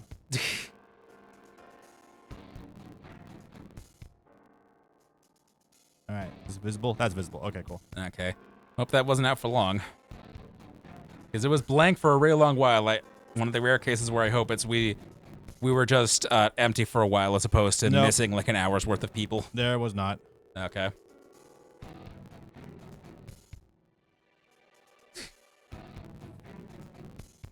Old man scientist saying, come back to us when you're ready to use real weapons instead of knives and swords. How about we just use giant drills instead? I don't want to go back to Gurren Lagann. That was already in a game I played.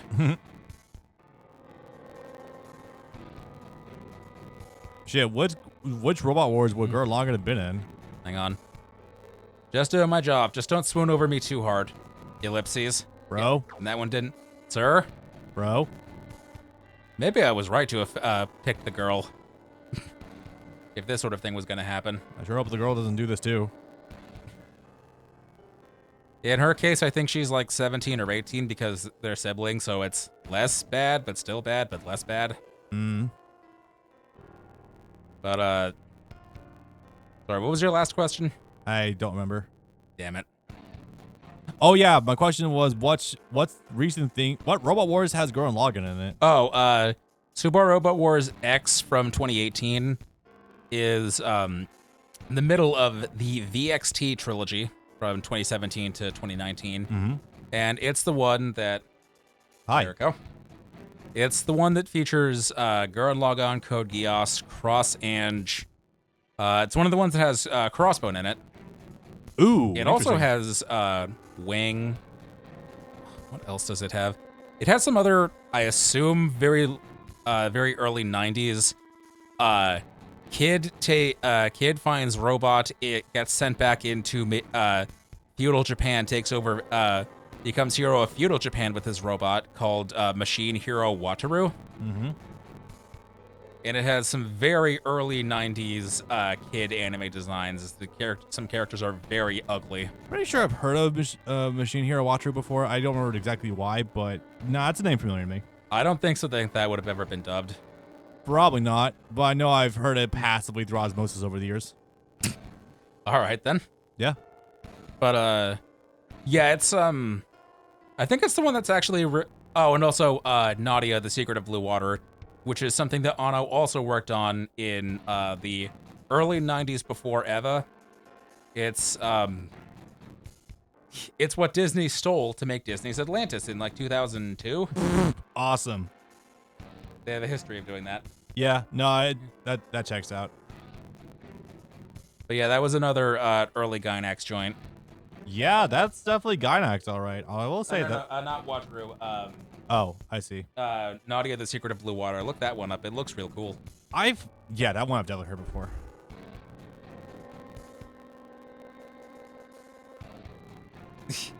You might have also seen it because some of its background characters are literally Team Rocket. Ah, probably. You might even see them, red-haired woman and her two goons. See, I was gonna say I recognize the tan girl on the front there because I've seen posts of her like around in the past, but yeah. I've been meaning to buy that Blu-ray also since I first played that game 5 years ago. The series is bad for my wallet. Yeah. A literal gateway drug, if you will. Discotech Media, who also licenses most of these types of things, is also bad for my wallet.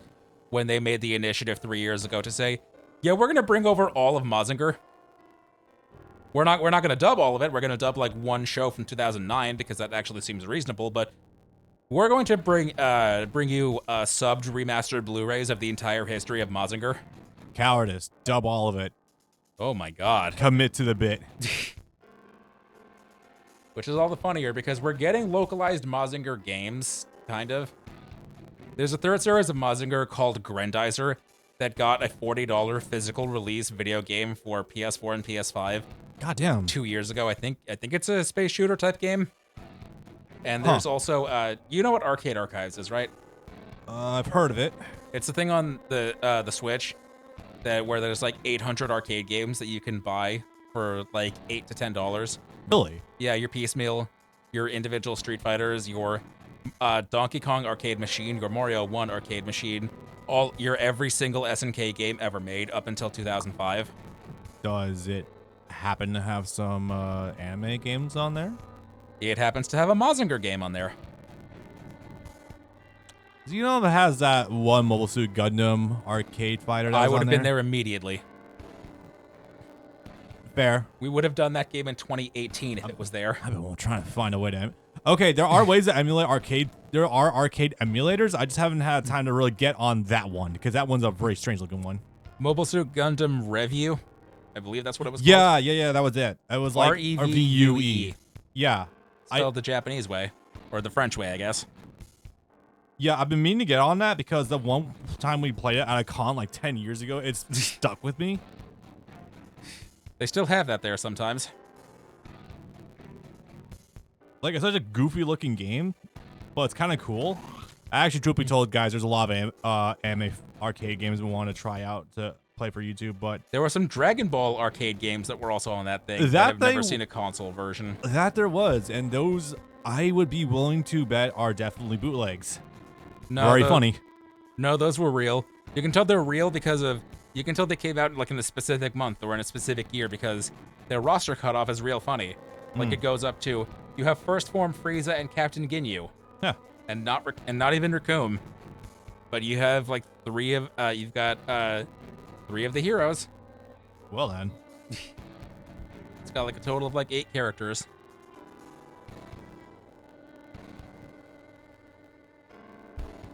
Anyway, this works out real great for Hayato because it also means that while his machine is out in the field, the Japanese government won't be harassing him anymore for a while. Nice. So he's able to do his work undisturbed. Sweet. So I'm gonna say I think we're on 3.5 hours. Yeah, this is unfortunately gonna have to turn into a 2-session thing. Yeah, this is a long bitch. I swear to you, it wasn't this bad when I was doing it myself. Well, it's because we keep pausing to talk to chat. That's why. Oh, right, these stupid. We can skip most of these. These are them explaining a mechanic to us. This is them explaining to us Combined Dragon. This is them explaining to us how to use the assist feature, and the other one is how to use the Stargate feature that gives us the passive buffs. Oh, cool. Okay, so this is proceeding the way I remembered it. So hopefully this one should be shorter. You look kind of scary. This guy? Nah, seems fine to me. Hungry.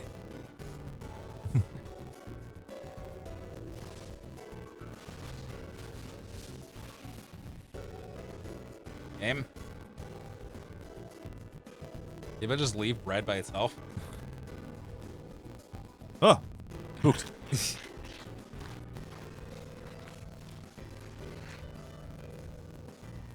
Okay, bye. Eep. You saved my life. By eating this stale ass bread. Cool, thank you. No, really. Good for you. Bye.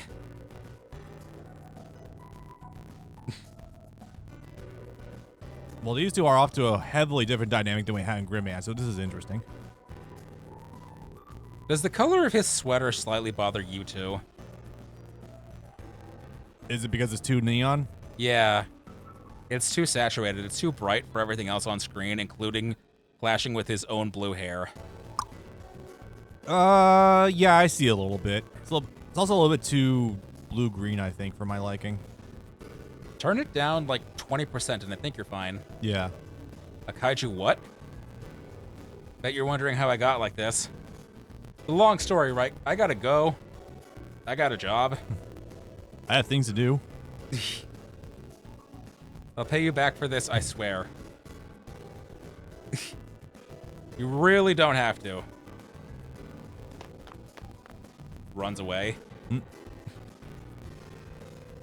So is this playing like it did when you did the sister route? Yeah, mostly. Cool. I mean, they weren't there yet because I did the other one first, but largely, yeah. The monk dude being in an actual worker outfit is really strange to look at. Yeah, they do that. Yeah. It was like that for Musashi and Benkei also, especially Benkei. Somehow, despite his huge mass, that outfit is still too big for him. I don't understand. It gets... Thank you. Thank you for not giving us those yet. Yeah. It gets worse with one of the characters in apparently one of the non-canon versions of Getter Robo, where one of them is also a monk and wears a hakama, and maybe nothing underneath. Because there's a scene where a guy gets flipped over his ass, and for some reason, fully uncensored, I guess you can do that in OVAs, you just see this man's fully bare scrotum. Huh. I guess you can do that in OVAs that never have to hit broadcast, but that seems unnecessary. Like, fully grown dude, uncensored? Man that is probably 22, but looks like he's 40. Huh.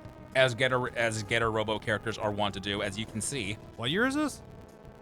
This series, I think, was like 2002 or something, or 2000. That one is called New Getter Robo. Fascinating. Huh.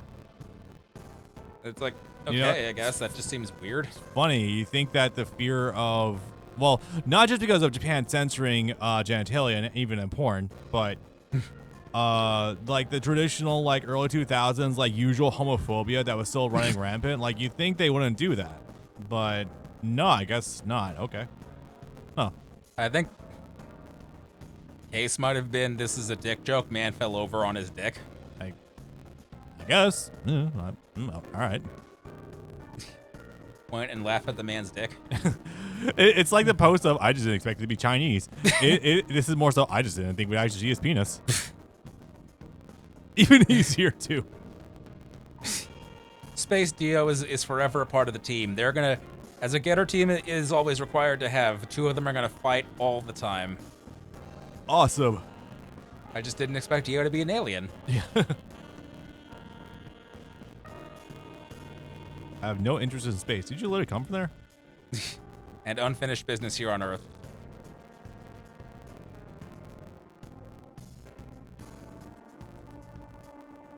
My reason is confidential. Wow, we're really gonna drive this ninja stuff into the ground, aren't we? Such is life.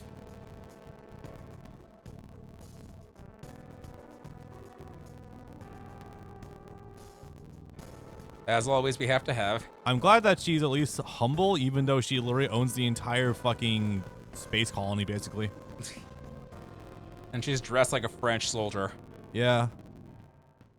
I'm not getting over the hair. I think the fact that the art is asymmetrical is more so what's doing it for me. Like just bothering me more than anything else. Yeah, probably. Ah, you're back. Hey. Beautiful. Disrespect will still not be tolerated. Teach. It's like the classroom from Final Fantasy VIII. You know, now you mentioned it, yeah, kinda. With the hologram screens and big titty teacher GF. Yep. I too am thinking of the Spoonie bits right now. When he doesn't know the English language. Yep. Insectors? Oh, they've been called that for a bit. I know they are, but I think it's funnier to say it that way. Oh, definitely, yeah. Oh no, we're back in 2012. We're in a dog shit format with wind-ups. Damn. We're about to get our ass clowned for the next 2 years by Cardfight Vanguard. Yup.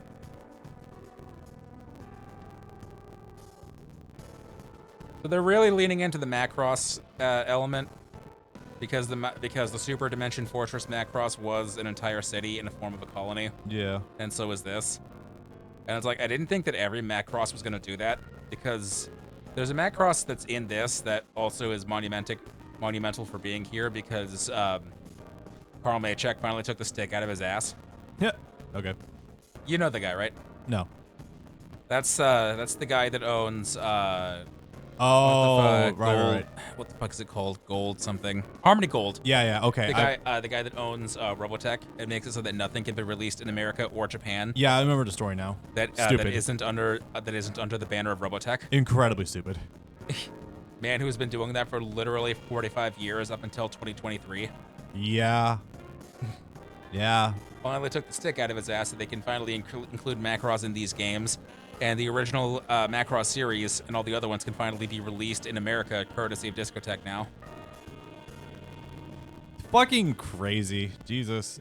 It's the same thing like I was saying earlier with Haim Saban, the man who used to own Saban, who owned Power Rangers and was incredibly litigious. Yeah. If you tried to sell anything outside of Japan that even vaguely resembled Power Rangers or the Super Sentai setup of five people in colored suits, I'm suing your ass into the ground, and you're not allowed to release that in the following 38 countries. Yeah.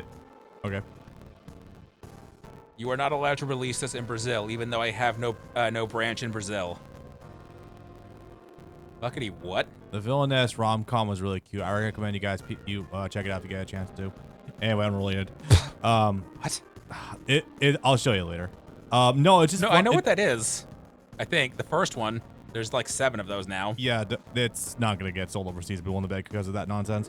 Anyway, so I was gonna say, it's funny because my dad does own Robotech like DVDs, so I'm just surprised that actually managed to hit. Unless it's because Robotech's not allowed to go to Japan.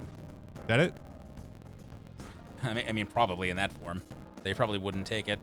No, Robotech is still something that they tried to propagate. So, insofar as the full 60 whatever, 80 whatever episode series that the combined Robotech got released on Blu-ray. Okay. As well as the Robotech versions of the Macross movies. So it's like they were propelling that as the Robotech into at least like 2018. It's like I wanted to buy those, but then they went out of print and became stupid expensive. As it does. As it really, really did. When something shows up, even if it's expensive, or even if it's mildly expensive, get it while you can because it'll be gone before you know it.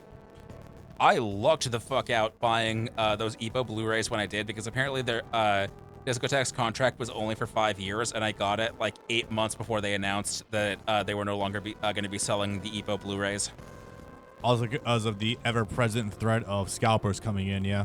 That too. Like the moment that they actually do fully go offline, I know those are going to be like $200 a piece. So this is gonna have a strange lead-in, but I was watching a YouTube documentary recently about the PS3's launch cycle and how it was absolutely chaotic and terrible, and how there's a lot of people that were actually in line in Japan to get a PS3, but they were just scalpers. They literally were just saying, "We're just gonna flip these," and that they did, and upcharged it even more from the $599 US. Great stuff.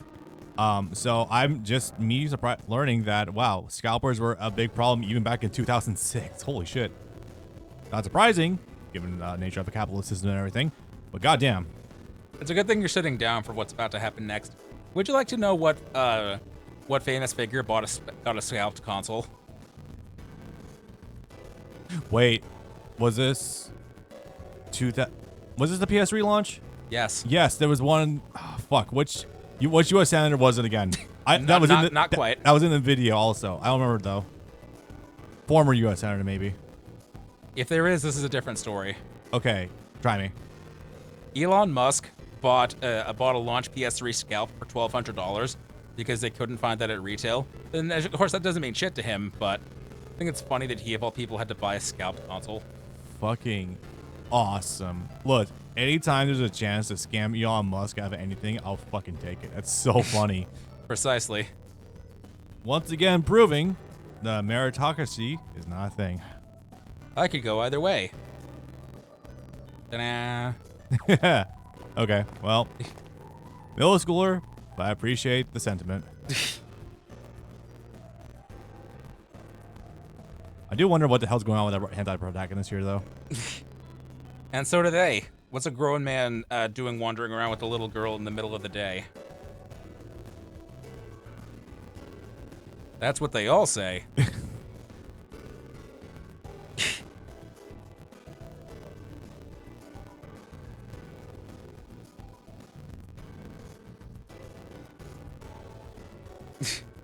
Trying to think of a joke we can make here, but I'm not immediately loading one up into my mind right now. It's been a little bit of a long day. Yeah, there's not. Which mangaka is this? God. Are you asking a general question, or you? Hello? I wonder what that was. Hello? What did we lose? Oh, that was you bumping the PS5, I think. So, you remember how That's... Yeah, that was so that was you bumping the power strip right now. The PS5 isn't totally secure in there. We need to get you those pillows for at some point in time. I need to stop playing with this plastic S thing on the floor. Yep. Give us 10:45. Do you want to make this our part 2? Well, first I need to see how good that autosave is, because there is one there. I haven't gotten to test it yet. Although we still have to be able to boot the console back up first. Which channel is it being sent to? Does it not boot into... Oh, it was probably doing the recovery thing it does whenever it does a non-power boot. There we go. Is it being detected? Yes, it is.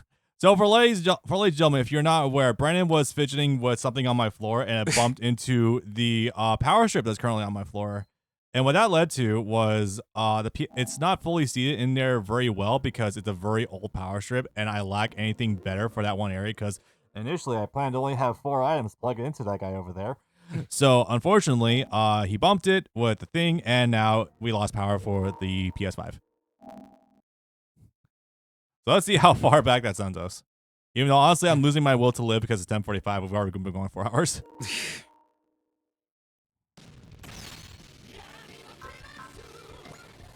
Hell, even bumped the eye a little bit. Okay, he's here. Okay, so we did at least finish out the last mission. Yeah. Okay. Yeah, we'll get to the 1 or 2 remaining ones next time. Yeah. To think there'd be a second stream for a goddamn demo. I appreciate the enthusiasm from the development team about this, but holy shit. At least we get to end on this thing again. This thing that is definitely not a very evil object that will be used at some point during the story.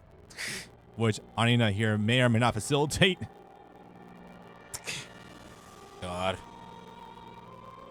Oh, they do call it the MXP points from the last game, which was the same thing that was, use these points to upgrade the ship, which upgrades every single person on your team at once. Mission experience. Okay, why is it money if it's experience? And what does that have to do with missions? With money, you can buy anything, I guess.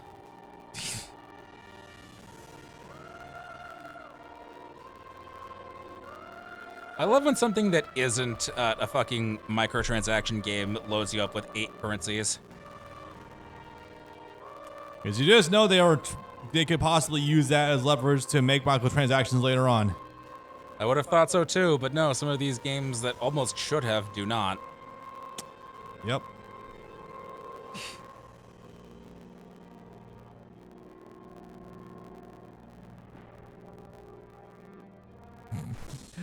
The very serious ending she had for that was so funny. All right. Well, in that case, one more customization I think we'll call a night because it's almost 11 o'clock right now. Yeah.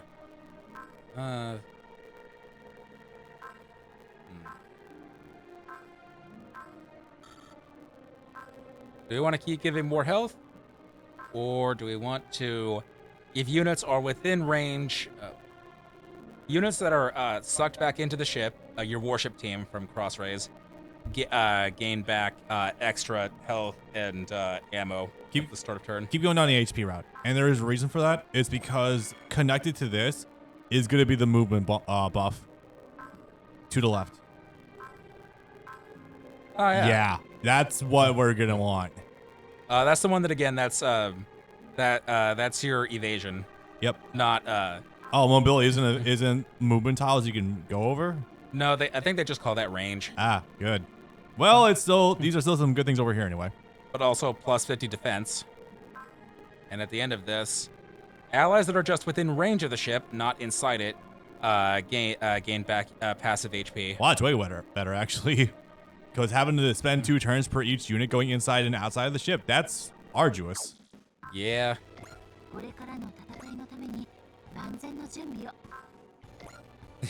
I don't remember us getting the Kamui. Getter Con.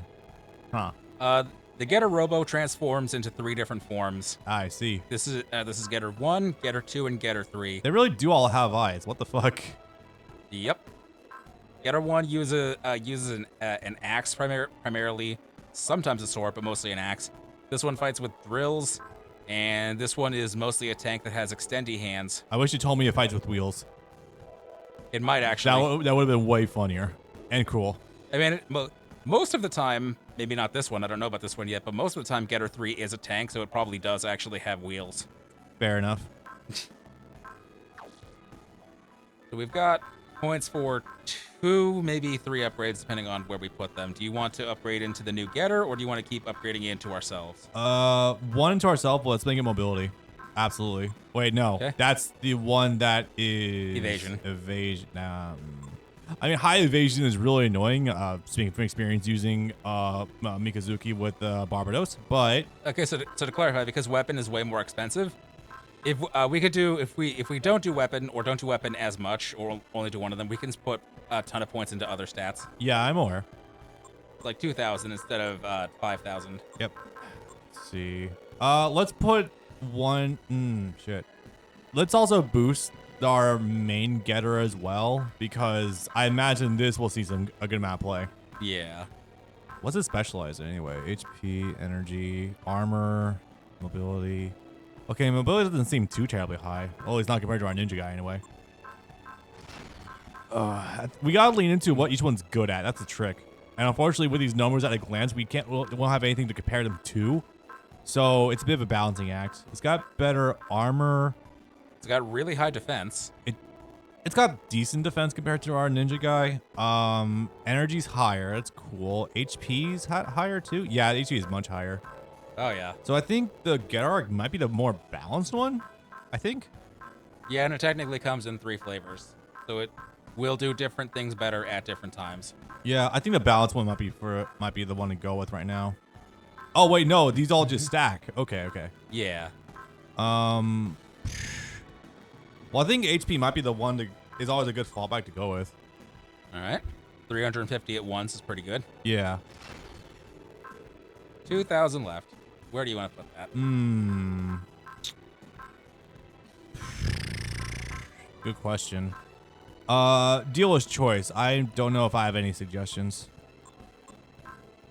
I think the ship can probably take a few hits for now, and we worry about that later. Yeah, I mean, not like we're really frontlining it that hard anyway right now. Our HP is low, considering we're supposed to be spec'd in evasion more than in actual health. So in the off chance it does get through, we want to be able to take those hits. Yeah. And it looks like the system overall upgrades maybe because that blue line there looks like an experience meter. It fills up every time we do something. Oh, at the top left? Yeah. Oh, we're G rank. Okay, so it's going to rank up and give us more facilities and options, I guess. Possibly. Oh, God, it gives you... Well, do we even have money for this? Right now it looks like they just give us some and we decide where to put them. Or no, we have these. I think. Yeah, we have these and we can put them places. Or no. The ones on the right are the ones...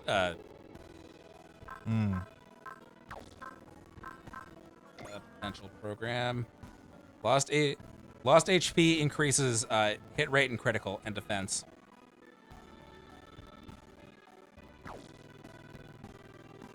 That would only work if he's something really tanky.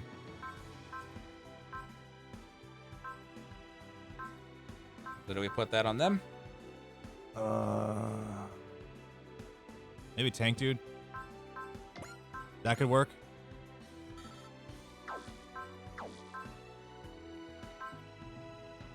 Oh, he already has that, and a lot of it. He apparently has that skill up to 7. Okay, cool. We don't have to worry about him. Yay.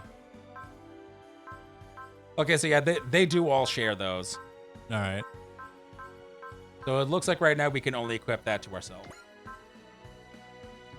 Because the ship has it also. So that's bad for us because we're spec'd into not taking hits anyway because of our high mobility. So that would be kind of counterintuitive. Yeah. So I guess we just hang on to that for now. Yeah. Right?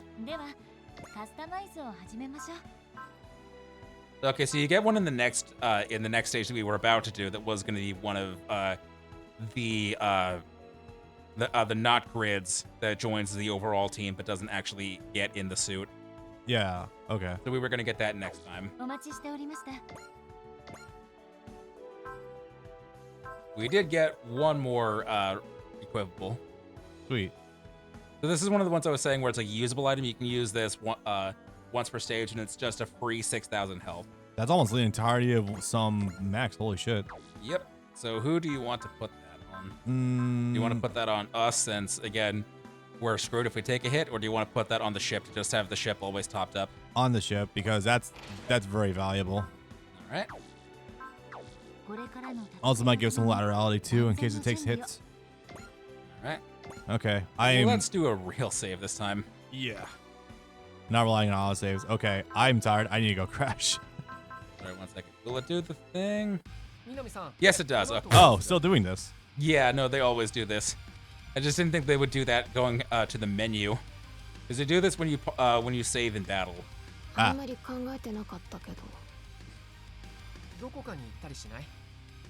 Oh, they're actually talking now. They weren't in the actual cutscenes. Surprisingly, not yet. No. I forget sometimes that they have voices. Because, there's so much dialogue that they don't want to have to pay to dub. Yeah. Because, God, he's actually making a killing on that. Oh, no. Oh, no. So those are optionals, but this is going to have those. There are free side missions you can do just for grinding. They're just for money or just to get items, but those will clog up your menu later on. Oh, boy. Uh-oh. And, hopefully they don't do it again, but in 30 relic missions or front missions, those are hiding an unlockable character that the first time I played the game, I knew how to get pretty well, but I didn't remember the second time, so I didn't get a character that I could have gotten like 30% into the game until 70% into the way to the game, because I forgot that it was tied to that mechanic. Awesome. And it's a plot relevant character, so hopefully they don't do that again. 30 is a fun game, but boy, is its structure a mistake. Yep.